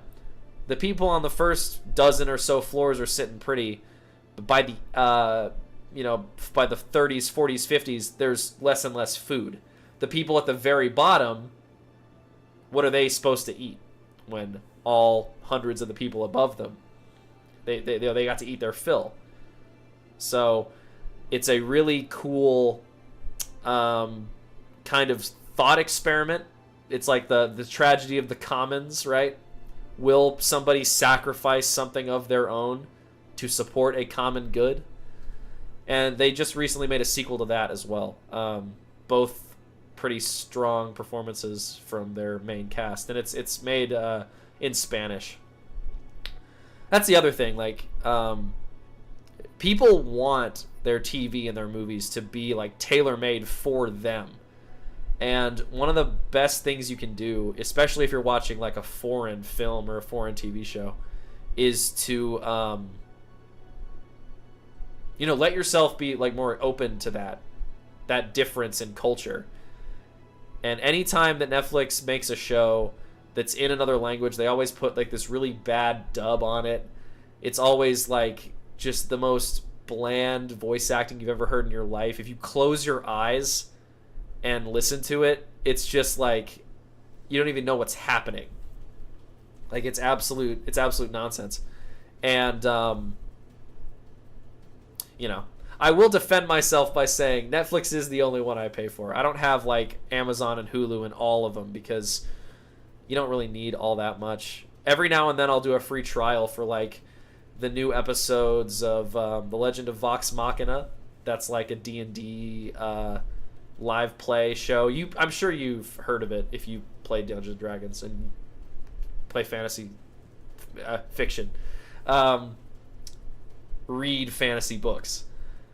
It's inspired me to write by giving some ideas about what the mediums can achieve, I would say. Great stories, require you to kind of recognize what's great about them, and so much of the stuff I watch, I would put on the bell curve of like, you have stuff like, so yeah. What should I do? Should I draw? I'm gonna draw something on this. I think I can do that. Can I add a? I can do a canvas. Can I do that? I can. Look at that. I want to say that if I draw kind of on the right side, you'll be able to see it. Yeah, there we go. So let's do this. I don't want to make a flowchart. I want a pencil. Can I have a pencil? Is there a pencil tool? No, I can just add pictures. Dang, son. This is just not at all what I thought it was. Let me just delete that. Okay, so you know what a bell curve looks like. On the one end, it's like the low end, and then you go woo up to the top. It peaks and it goes back down. It's a roller coaster. So all of the stuff I've watched, you know, I can put on that bell curve as far as like creative value, like artistic value. So much of it falls on the low end of bad, right? Like it just sucks, like creatively. If from I would say from like the argument that you've made here, it's like, yeah, not a ton of value, not a ton of contribution to like what would be like productive for creating. But the stuff at the top just absolutely challenges what you think should happen in a good story. It pushes the envelope as far as what people can do in the medium, especially if it's like animated, like the Into the Spider-Verse, Across the Spider-Verse. Like the way that those movies are shot and scored, it just gets your brain into overdrive about like, how far should I go in my own stories? So yeah, again, I'm not going to tinker with this too much. I would draw a bell curve if I could. But if we're looking at like the top 90% of things, so the top 10%, 90% is everything else. The top 10% of stuff is the, you know, the best, has the most artistic creative value to it. That's what I'm referring to. So like, yeah, you're on the same level with my analogy. Cool. So like the stuff at the top, the most innovative and the most you know, like genre defining of the movies and TV shows that I could name, right? Up at the top, I would say that they have, and what it specifically you asked, it's like, how has that inspired me to write, right? So it's got me able to think outside the box in terms of like what can happen in a story. When it's your own creation, right? You can do anything with it, and that is like scary. That's very daunting in a way, because if anything can happen, like, what are the boundaries? What are the constraints? Not in the correct box, since you're writing, talking about book. You know, I'm not gonna, you know, try to move into a medium that I cannot create in, right? Like I've been a writer for a long time. I'd like to even be an author at some point. But this is just kind of the medium that I'm in, and however I can express kind of how I'm feeling about like, you know, my passion for some of this stuff, I will definitely have to channel it into my medium of writing. Let's talk about books. I brought up a while ago. Yeah, this is quite the tangent we've gone on here. As far as books, I mentioned earlier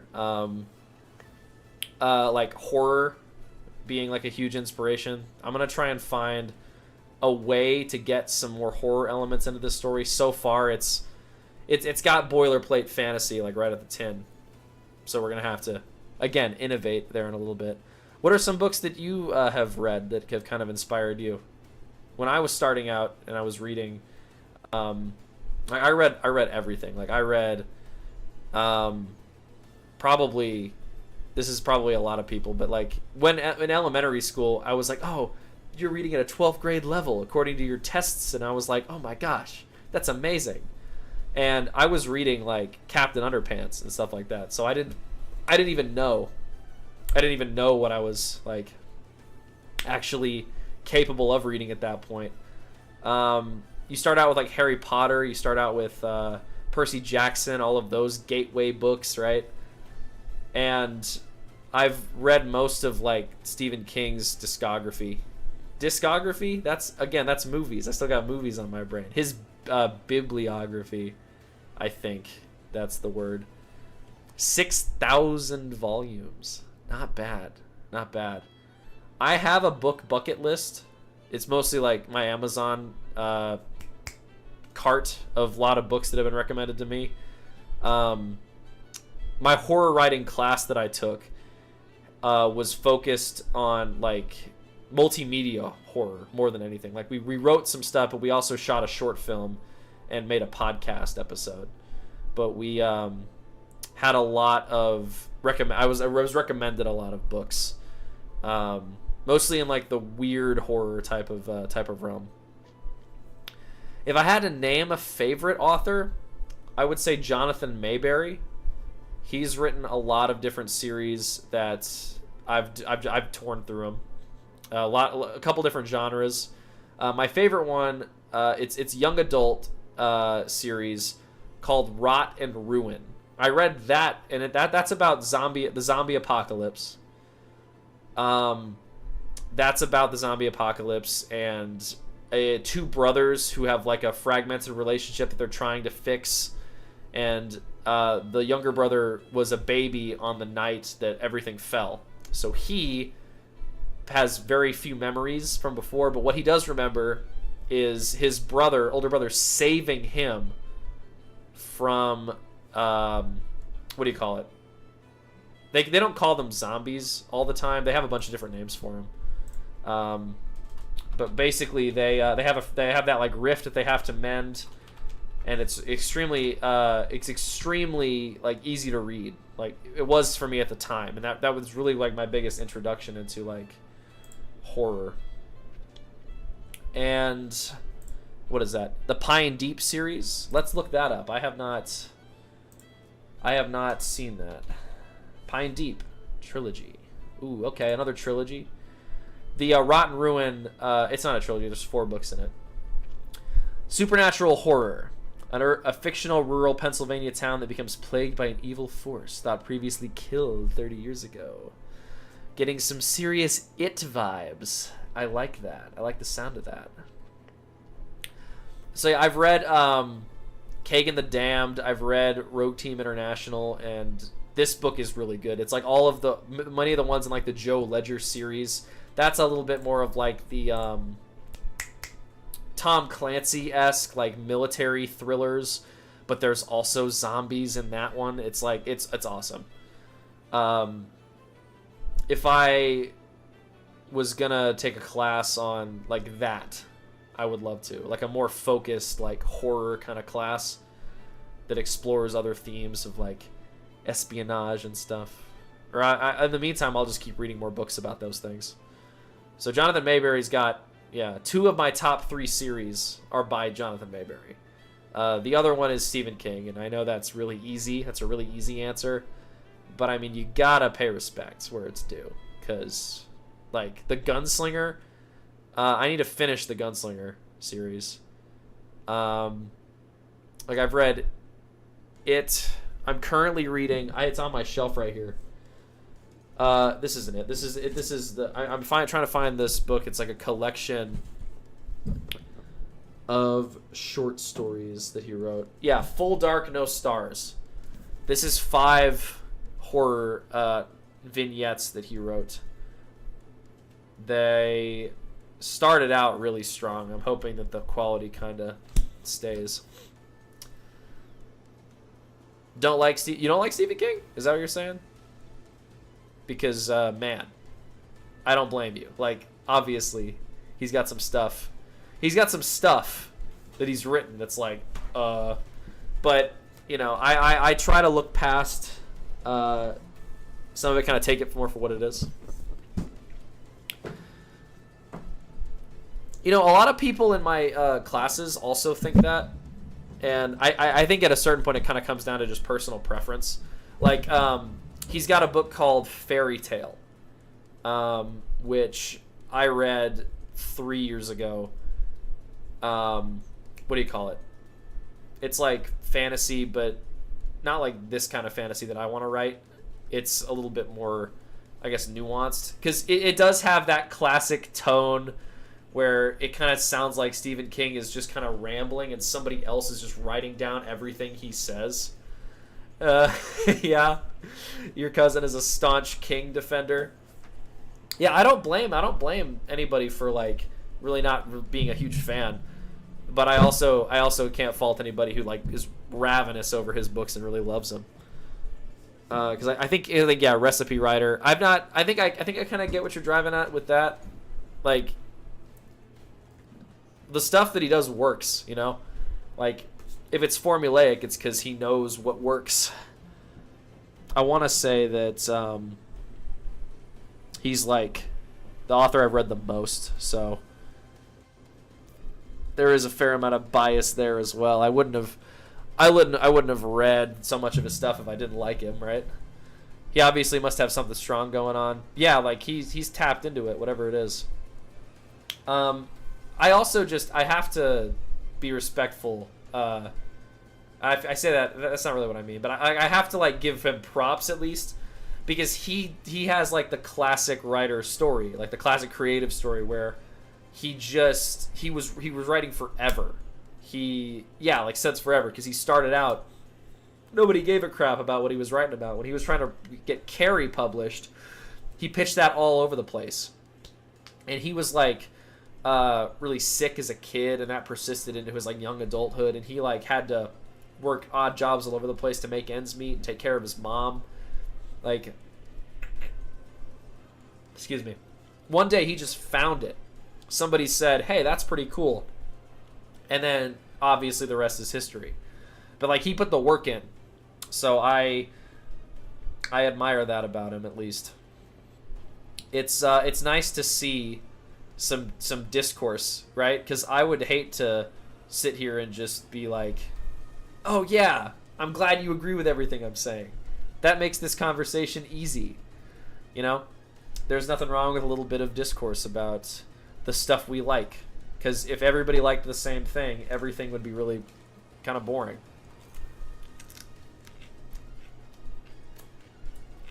Carrots, man. This is good brain food. Good brain food for this good conversation we're having.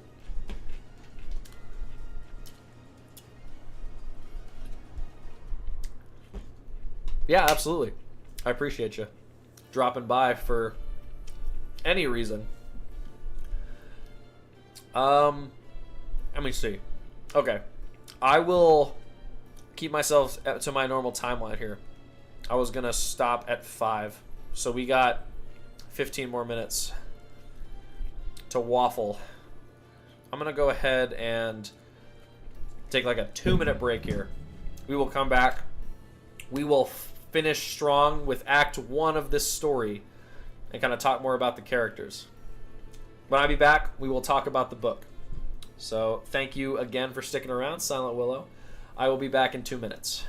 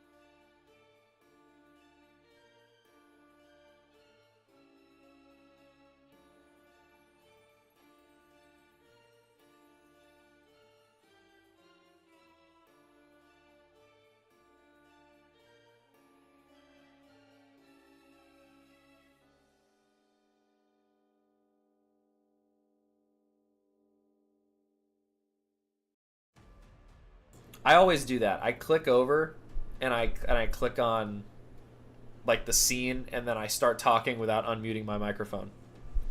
So we are back. We're gonna do a little like super quick rundown of the book. Let's make it happen.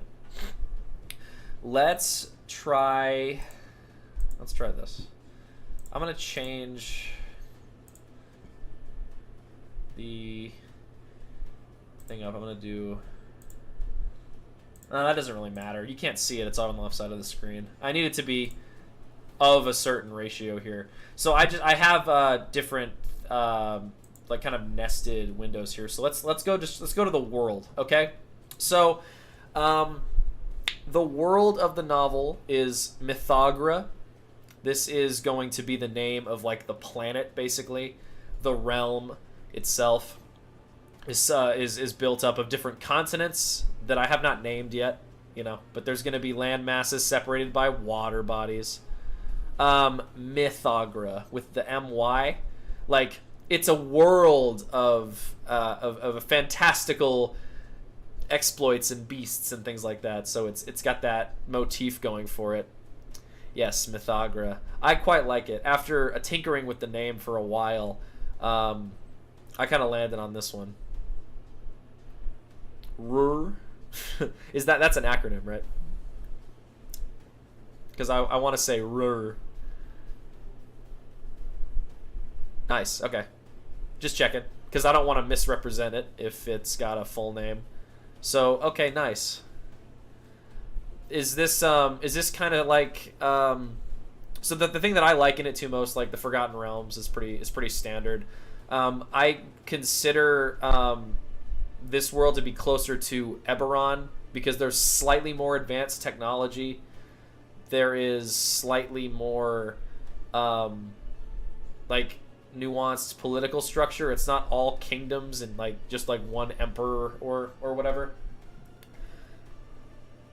Okay, so basically it's like the magical Cold War. There's a bunch of countries that have been at war with each other for years and years, but then they finally stopped like throwing magic nukes at each other, and now they're trying to figure out, okay, where to go. So in the gameplay in like the Eberron setting, there's a lot of political intrigue, and there's not a ton of like clear-cut good or bad forces. It's all very like gray morally. It's pretty neat. Yeah, that's like more of a niche Dungeons and Dragons thing. If nah, it's fine. I don't need to pull the book out. A little bit more sci-fi than fantasy. That's the edition where they introduced the Warforged race. And then there's also my personal favorite race in all of D&D is the Autognomes, which are like little Wall-E style robots. That's where they introduced them. I haven't played in the setting in a while. I ran a campaign last summer at a brewery in my area, so I got to learn all about it. They use like crystals to power their technology, and there's a lot of like intrigue with the like there's houses. They're the dragon houses, and people can be born with dragon marks, which are like these magical birthmarks that give you different powers and stuff. So it's got a hefty amount of sci-fi within the fantasy. Excuse me. And then, yeah, so RUR probably sits more to like the Forgotten Realms setting, like the pretty standard D&D setting, or is there anything else that kind of sets it apart? Because Mythogra definitely has some flavorings. Traditional fantasy is always good. I really enjoy that's like the classic sword and sorcery type of stuff that I like to play in my games too. Like really good, like I don't want to say like noob, beginner setting. That's the word, because like people usually can get pretty fantastical with their character designs. So I try to keep them constricted, respectfully. Flavorings to me are things that, like, if it was straight up like D&D, you could just say it's like D&D. But like if you were gonna give me the elevator pitch of your world, you could be like, it's like D&D, but there's more emphasis on like outer space, for example. Like if that's a major part of your world, or if you'd be like, it's like D&D, it's like Lord of the Rings, but everybody is like a half otter person. Like just anything that really sets it apart that you can just kind of get like a really quick, rough idea of the world, you know? So, yeah, I'd love to hear about those if you can kind of put them together. So in Mythogra, there are the kingdoms. So kind of like Skyrim holds, they've got major areas that have one person kind of ruling over them. And then in the city-states, there are smaller governments that kind of operate within their own rules. Usually it's like anything goes. Most of them are going to be like just kind of normal cities where there's like a mayor and people can live and work in there and you have to abide by their specific laws. Some of them are a little more autocratic as like glorious. So like that's one that shows up a lot in this narrative that's going to have some really steep bureaucratic red tape in it. D&D-ish with fantastic doses of homebrew sauce. You gotta slather it on. It's always good. Homebrew is my bread and butter on this channel also. I can't wait to actually like, because this is like the main point of the channel, as I mentioned, is to kind of like see like social experiment, like what can we do in 16 weeks of writing, you know, most of a novel. But the brand will evolve beyond that when I'm able to make that happen. The homebrew sauce is the lifeblood of this industry, as they say. 12 continents of various sizes. 150, that's a ton of, like, you know, that's awesome, because I'm not going to be able to get that in depth, I don't think, for the world of the novel. But, like, that kind of established lore is so good. I love that, especially when it's like a campaign setting. Like, I don't want to move my microphone, but I've got like a ton of books in this bookshelf that are kind of like being shoved back by my microphone stand here. But yeah, like I love big books of lore. Like, give me the names of like the emperor from back 2 years or 2 like generations of rulers, and let me make a story within that. Like, that's so good. Gotta have some maps too. That's so cool. I've been learning how to use Dungeon Draft. What is it called? There's a cool program. I'm in their Discord server. Let me find it real quick. Dungeon Scrawl. That's the one I've been using. I use that one for like battle maps and stuff, but actual world maps, Asgar's is neat. I need to get back into like actually tinkering with this. Wonder Draft. I have heard of that one also. There's also this really cool one that my friend showed me. It's like on Steam. It's like classified as like a tool on like Steam, like the whole video game platform. But you can build like the 3D models and export them to different programs to edit more directly. I have to look up what that's called. Yeah, absolutely. I would love to see a sample. I don't think I have any restrictions on posting links like in Twitch. Okay, nice. I have an Imgur account for Maps and Morons also, because there's this one program where you can build like D&D stat blocks, like the HTML editor. All right, so I'm going to trust you that this isn't a virus or some sort of thing that'll get me banned from the platform. I just drop it in. Putting my life in your hands. That's really nice. Do I have it on here? I do. Let me pull it over to the side. Let me pull it over to the side here. Can I zoom in and pull it over to the side? That just kind of shrinks it. Let me try this again. Okay. Either way, I'm looking at it. You know what it looks like. And since you're the only other viewer here. Alright. Dantern Isle. This is tight. So is this one that you made in Photoshop? I like the naming convention here. It's very like Nordic, kind of like Skyrim Nordic at least, which is, you know, they've got a lot of the singular vowel words that are kind of shorter. I like Torethane and Orethane. Mountain ranges. Yeah, nah, yeah, because, like, Holes Cove, the city that I talked about a little bit earlier, that's definitely going to have, like, mountain ranges behind it. So, like, this is just a really nice visual. Let's see what chat says now. Oh, hey, 2 new viewers? What the heck? I guess I gotta keep streaming. I was gonna call it in a little bit, but the party train does not stop. Thank you, 2/3 Lotus and Dew on the Grass, for hanging out, for joining. Silent Willow and I have been chatting for a little bit about influences and inspirations in the fantasy literature space. So this map was actually, this was made by Silent Willow. For their world known as Rur. Pretty awesome D&D inspired setting here. I'm gonna pull this over so that we can all actually see it. I was thinking, yeah, I can see it, but let's give the people a better visual of Dantern Isle here. I'm very new to streaming and stuff, so this is just like real-time edits. I like to call this junkyard streaming. If this is what you came here to see, you're in the right spot.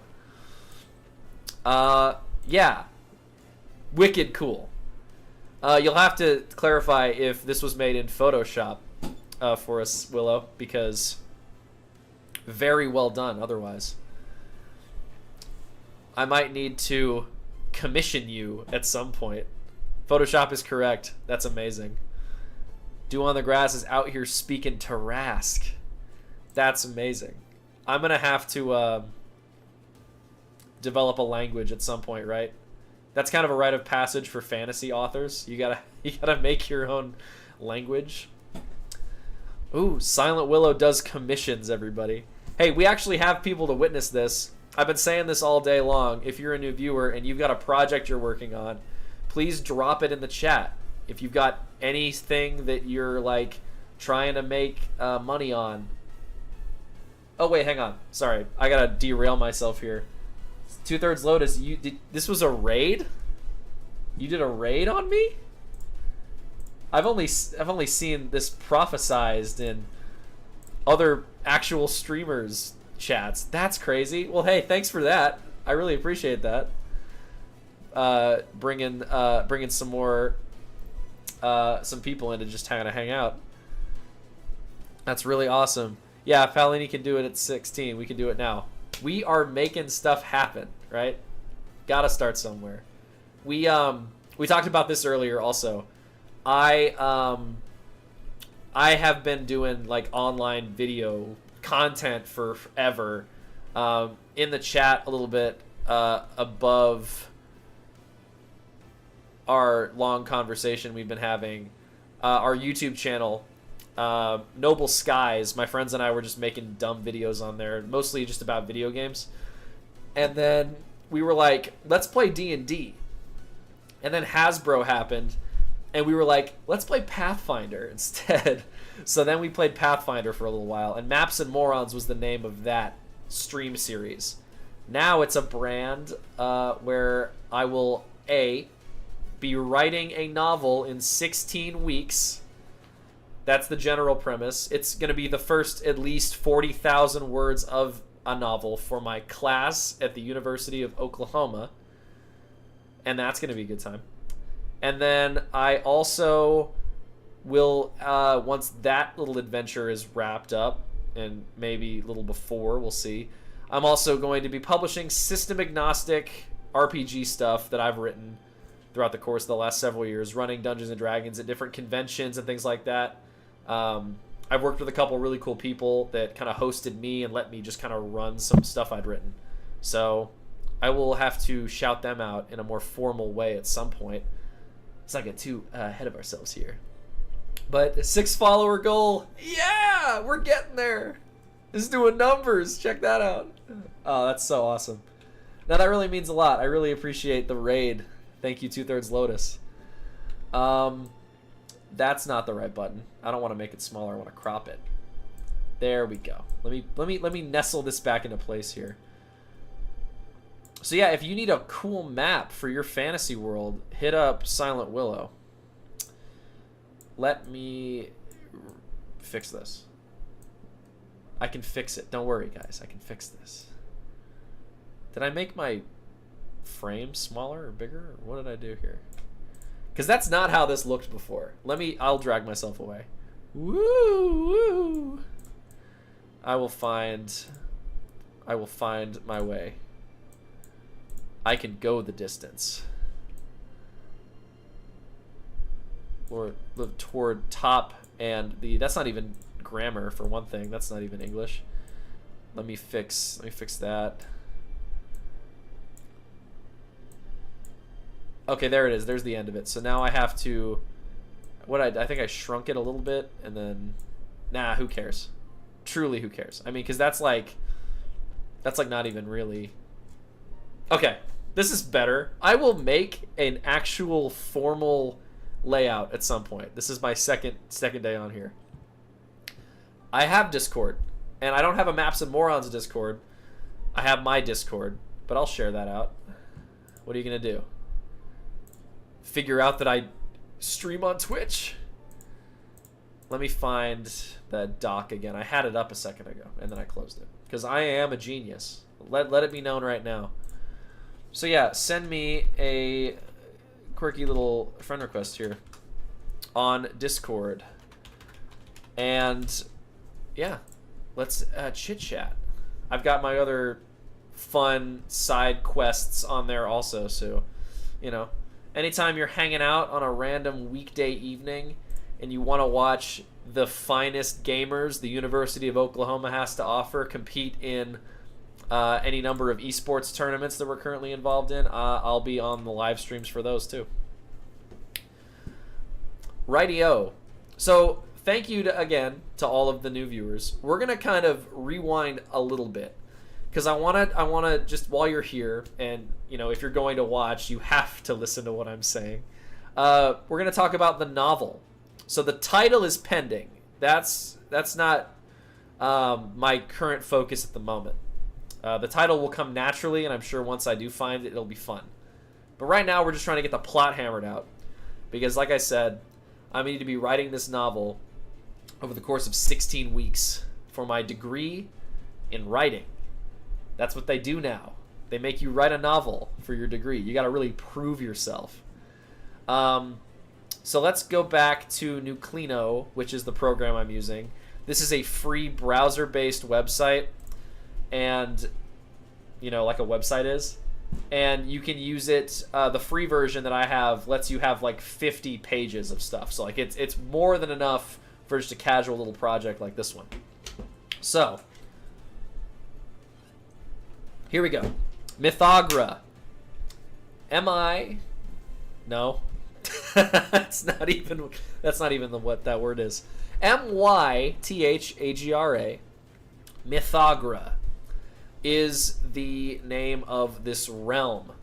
Mythogra. You gotta hit that if.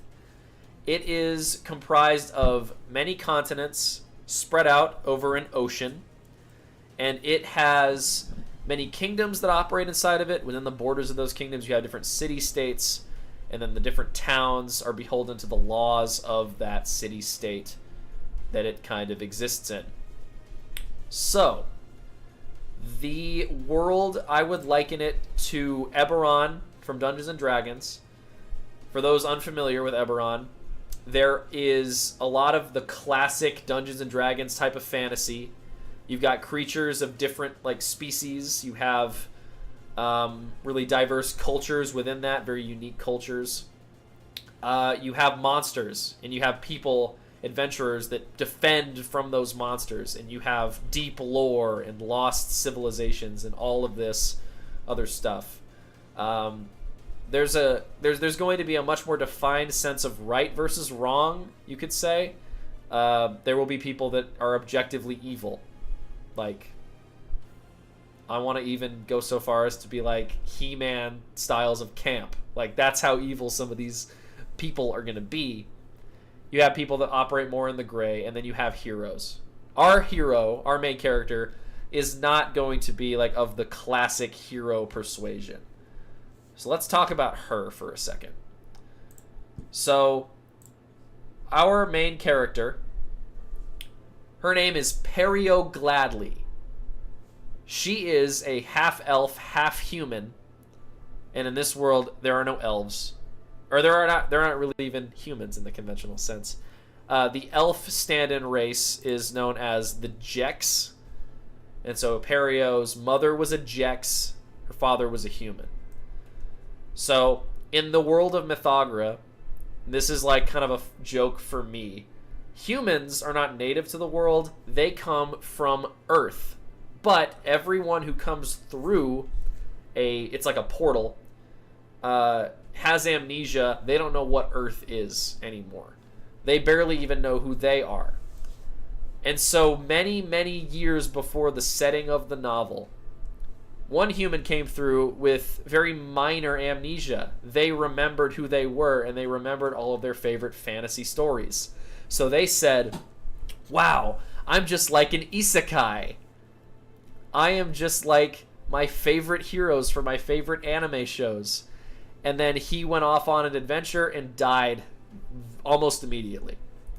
So as sort of like a derisive term, the other races of this world refer to humans as isekai, and it's not a compliment, much like in real life.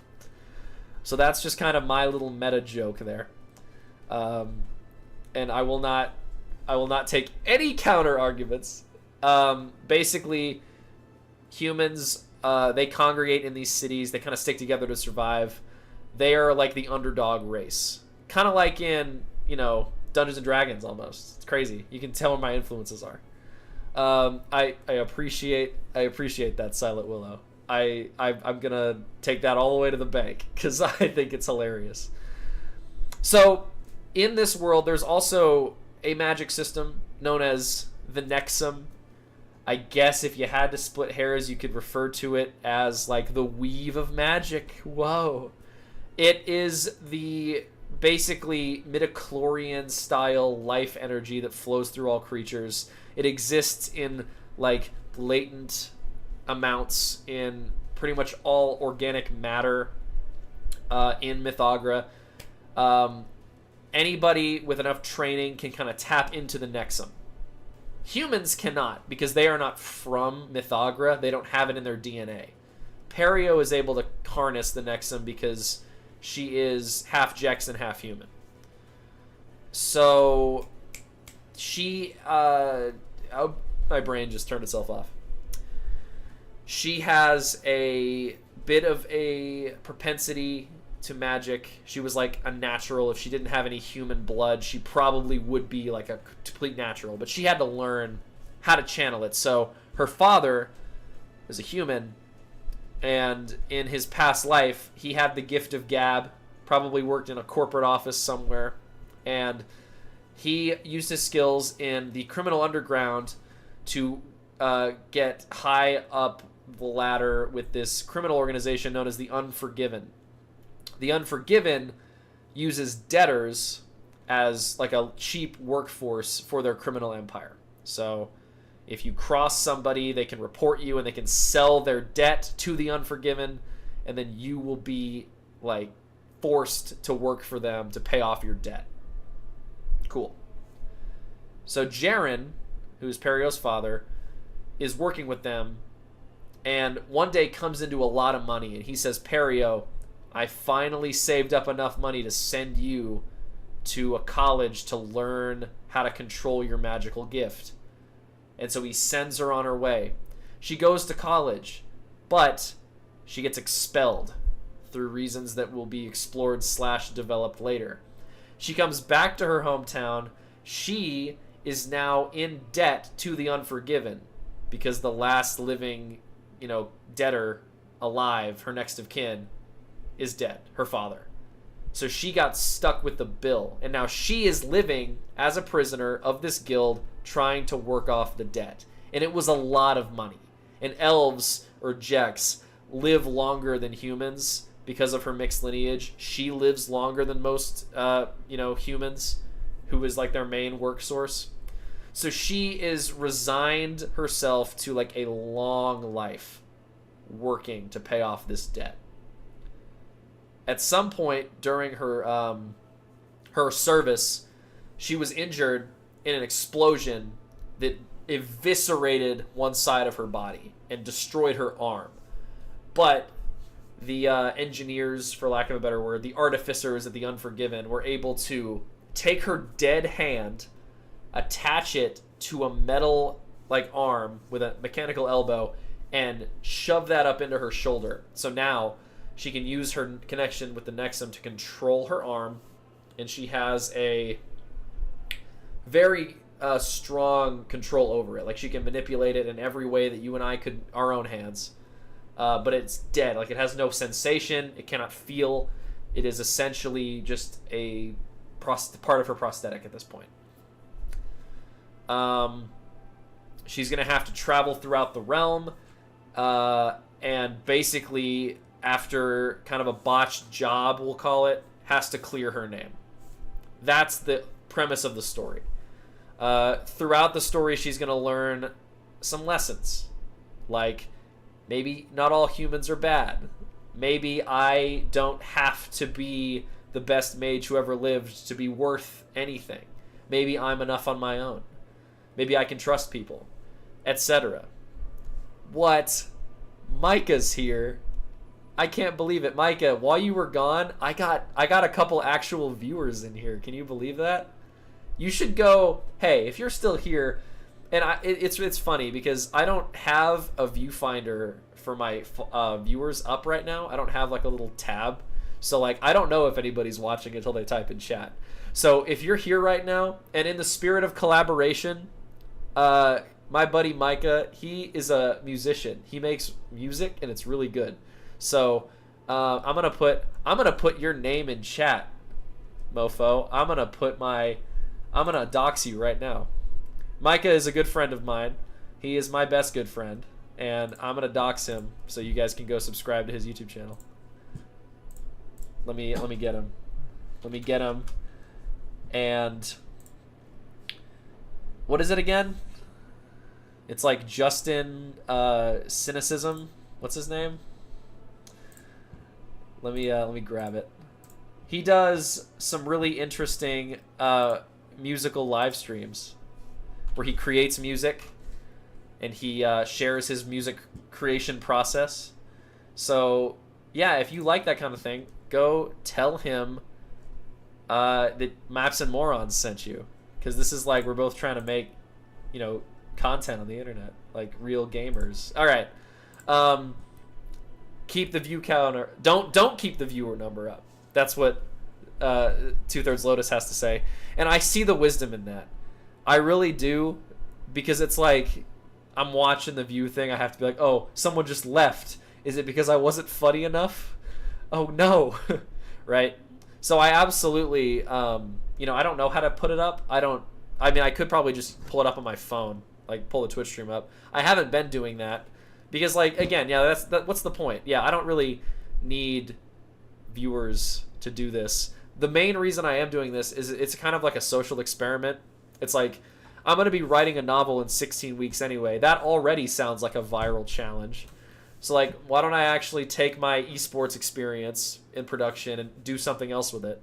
Because I also eventually will be publishing my own writing for, like, RPG resources. So, why not?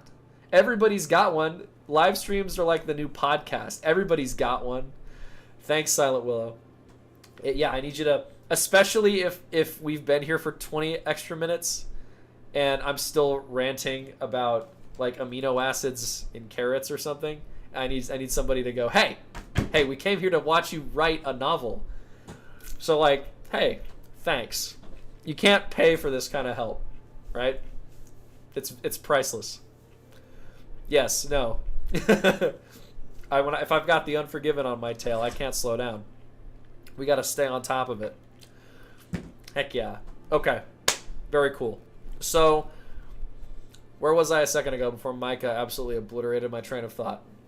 I was talking about, Perio. So, we've established the whole thing with humans, what they are, why they're here.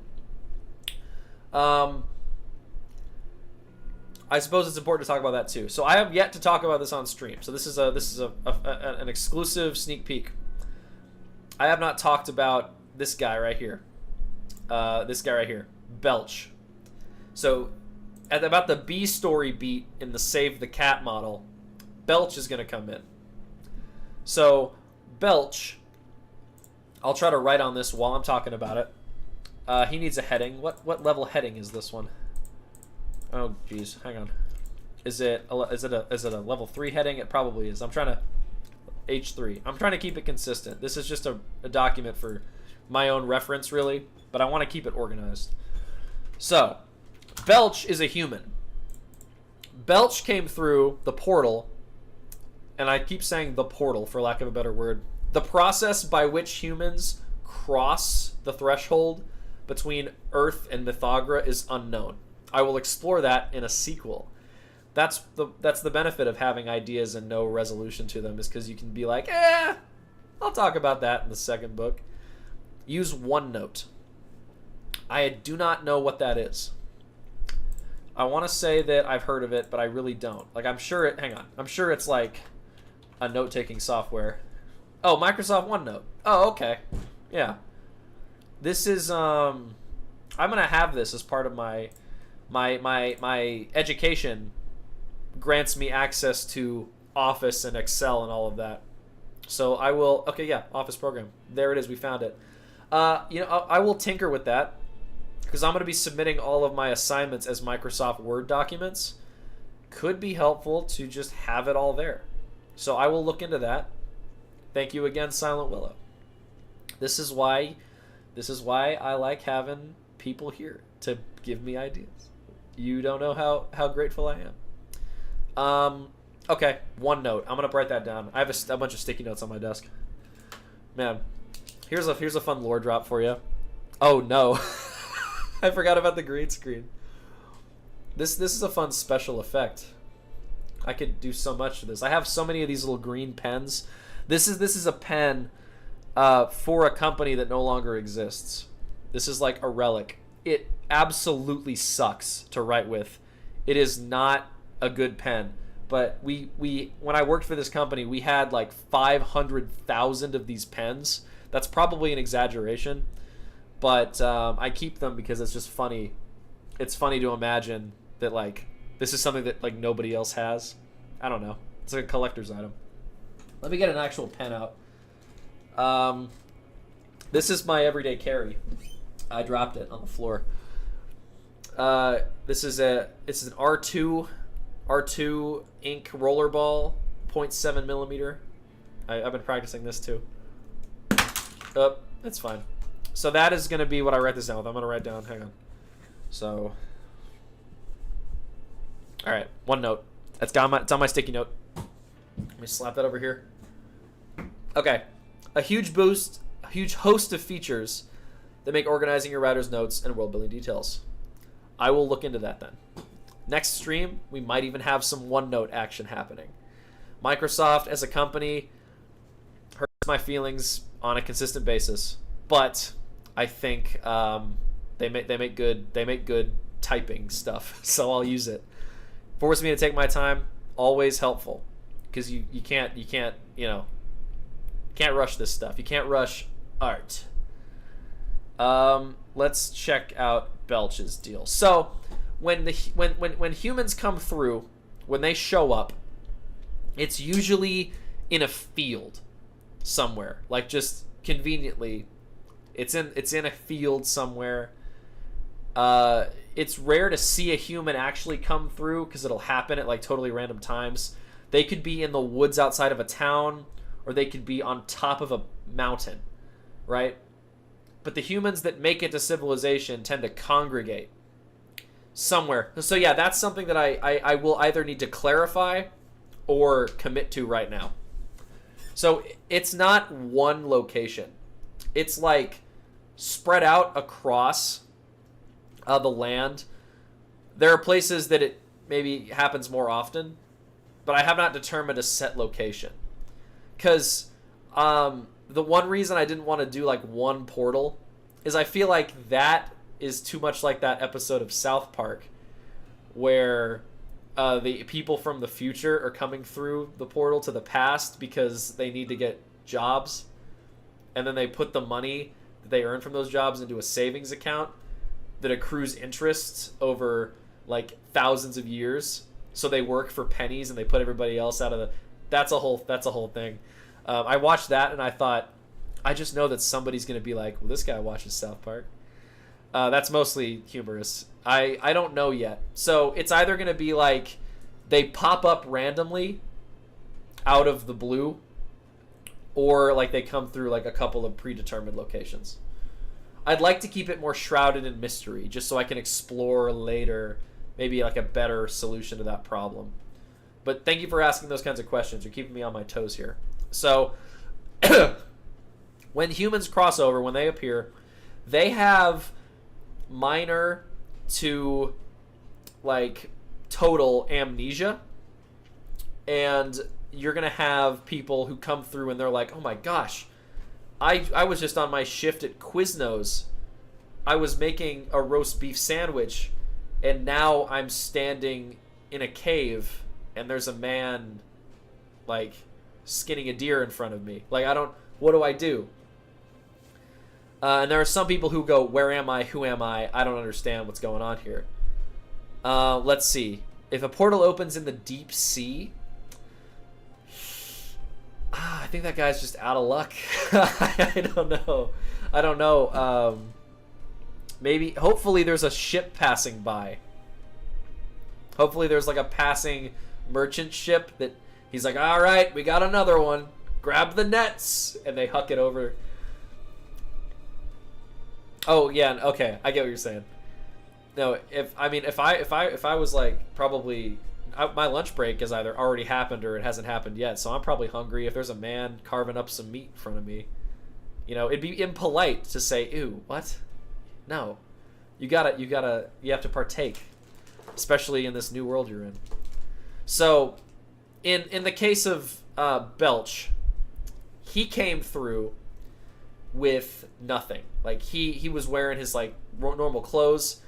He doesn't know who he is or where he's at. He also came through totally intoxicated. So he was either high or drunk or something. He was on some substances that he no longer has access to. And he was discovered unconscious and was woken up by a farmer who found him in his field.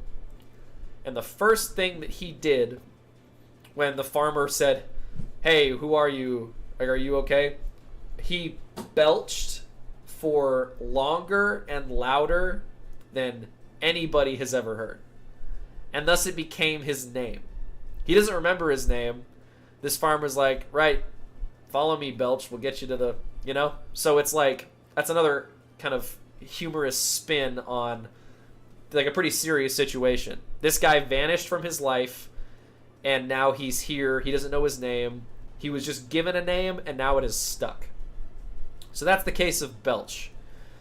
To give you a visualizer, I was imagining him as an African American from London, which absolutely makes no sense, right? Because you can't be African American if you're from the United Kingdom, right? But because I'm an American and I have like a very one-track mind when it comes to what the world is, Gulf of America and all that. So stupid, so dumb. We are so cooked. Yeah, he's like black from the UK, so he's got a bit of like a London accent to him.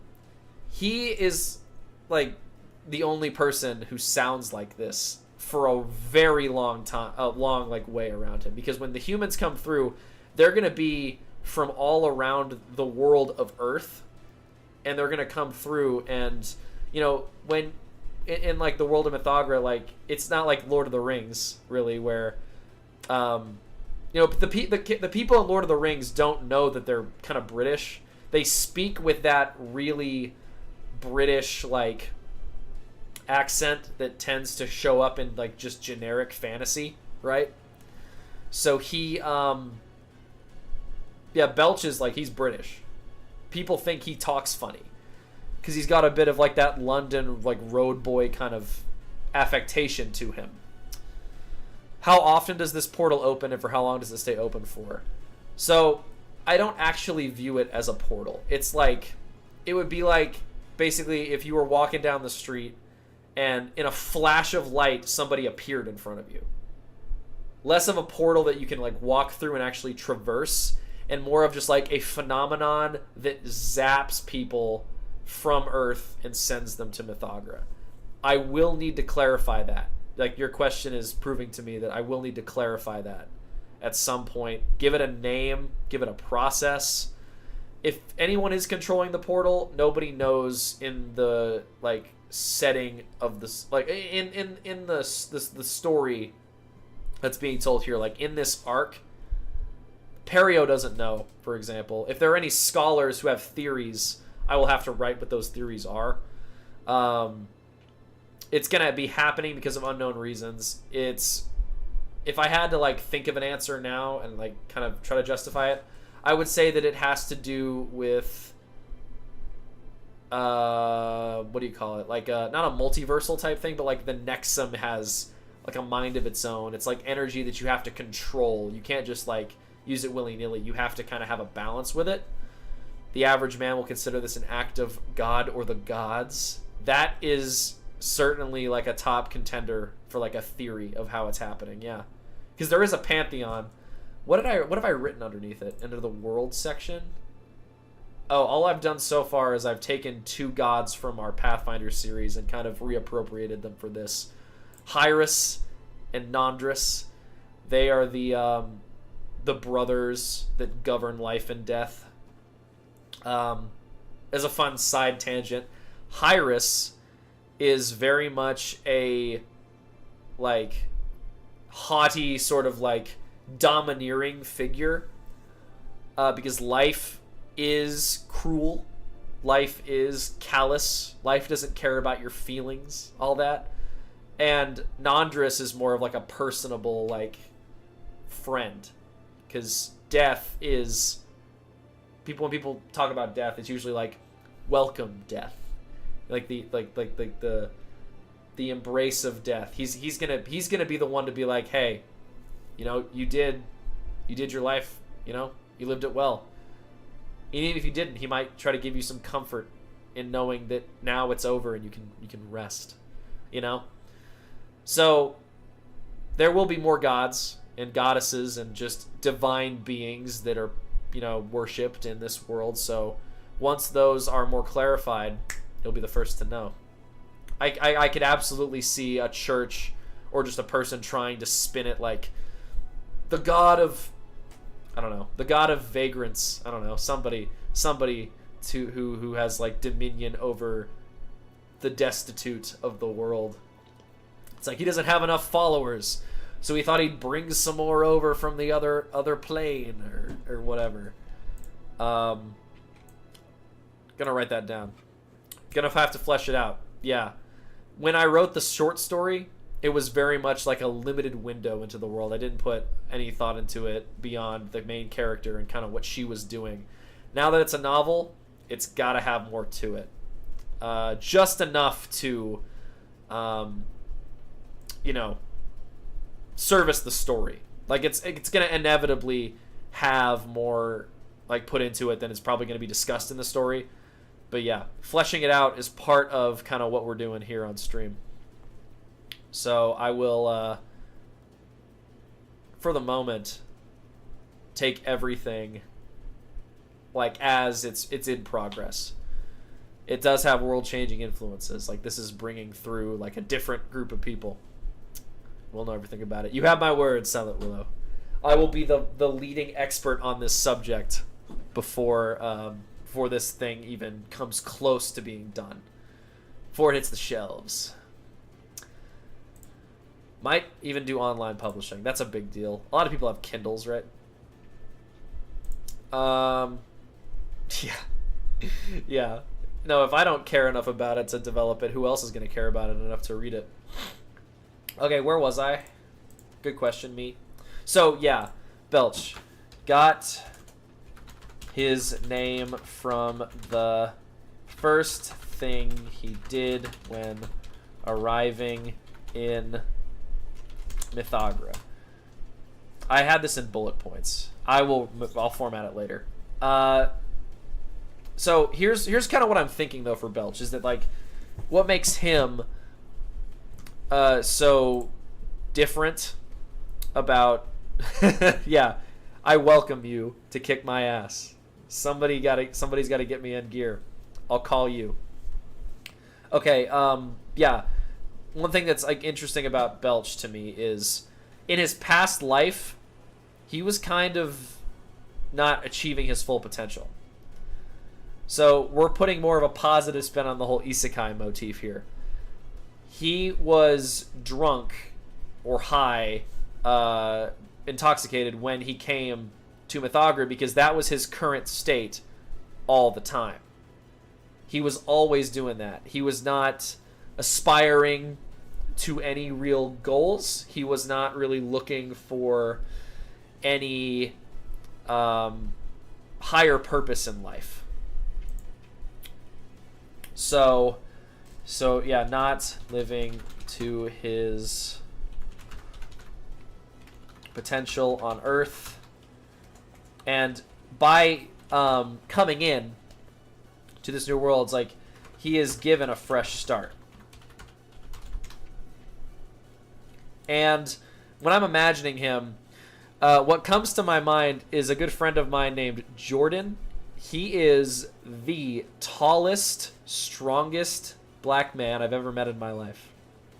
And he is an inspiration to me. He really is. He runs track and field, or did at one point. He won awards for that. He is like the pinnacle of like wholesome masculinity because he's a nerd like me. He's won awards for esports, I believe, also. If not awards, then he's just really, involved with his university esports team. And he's currently like a track and field coach. So he is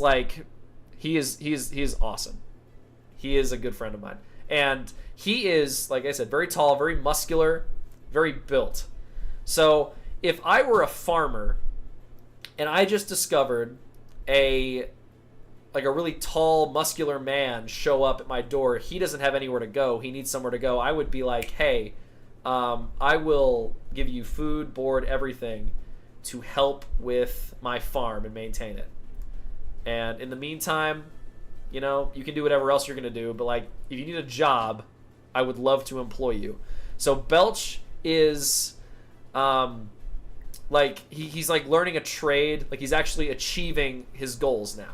He is able to, learn skills and get that second chance because he doesn't remember any of his past hang-ups with life. Maybe he, was struggling because of his home life, or maybe he was unable to perspire because like other people were holding him back, or maybe he was just holding himself back. Whatever it was, it's gone now. This is the case for a lot of humans that come through. So it's like, on the one hand, if you don't know that you're an isekai, you're not going to behave like one where you're like, oh, I am going to be the hero this world needs. No, you're going to try to live your life and try to make it the best you can make it. It's a fresh start. It's a clean slate. So I think of Jordan when I think of Belch. And he is going to basically be the first human we really get to know in the story. Through him and Perio's relationship, we're going to learn more about the whole deal with humans. Like, why are humans here? Well, I don't remember anything from before. Perio's going to know a lot about humans. We're going to learn a lot about it through their dialogue and stuff because show don't tell is my philosophy. I did not know how to do that when I started. I thought my writing was so clean and so nice because it explained stuff really well. And then my professors would be like, so you're going to need to cut this way down because there's not a lot of story here. I feel like I'm reading a brief. Like I feel like I'm reading a pitch for a story. I don't feel like I'm reading a story. And I'd be like, well, what's confusing about that? Because I explained all of this, and they're like, yeah, that's the thing, is that you explained all of it. Where's the story? Where's the nuance?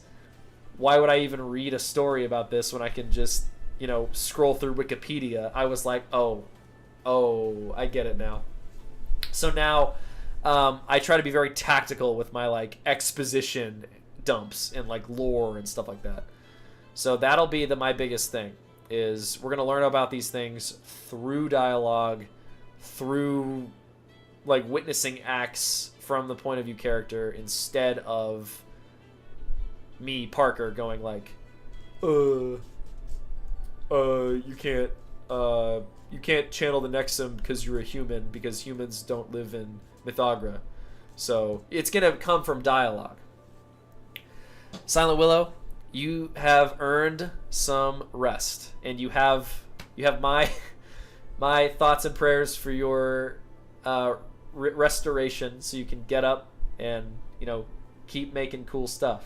All right. Best of luck with the writing. Hope to meet you again tomorrow. I'll be here tomorrow.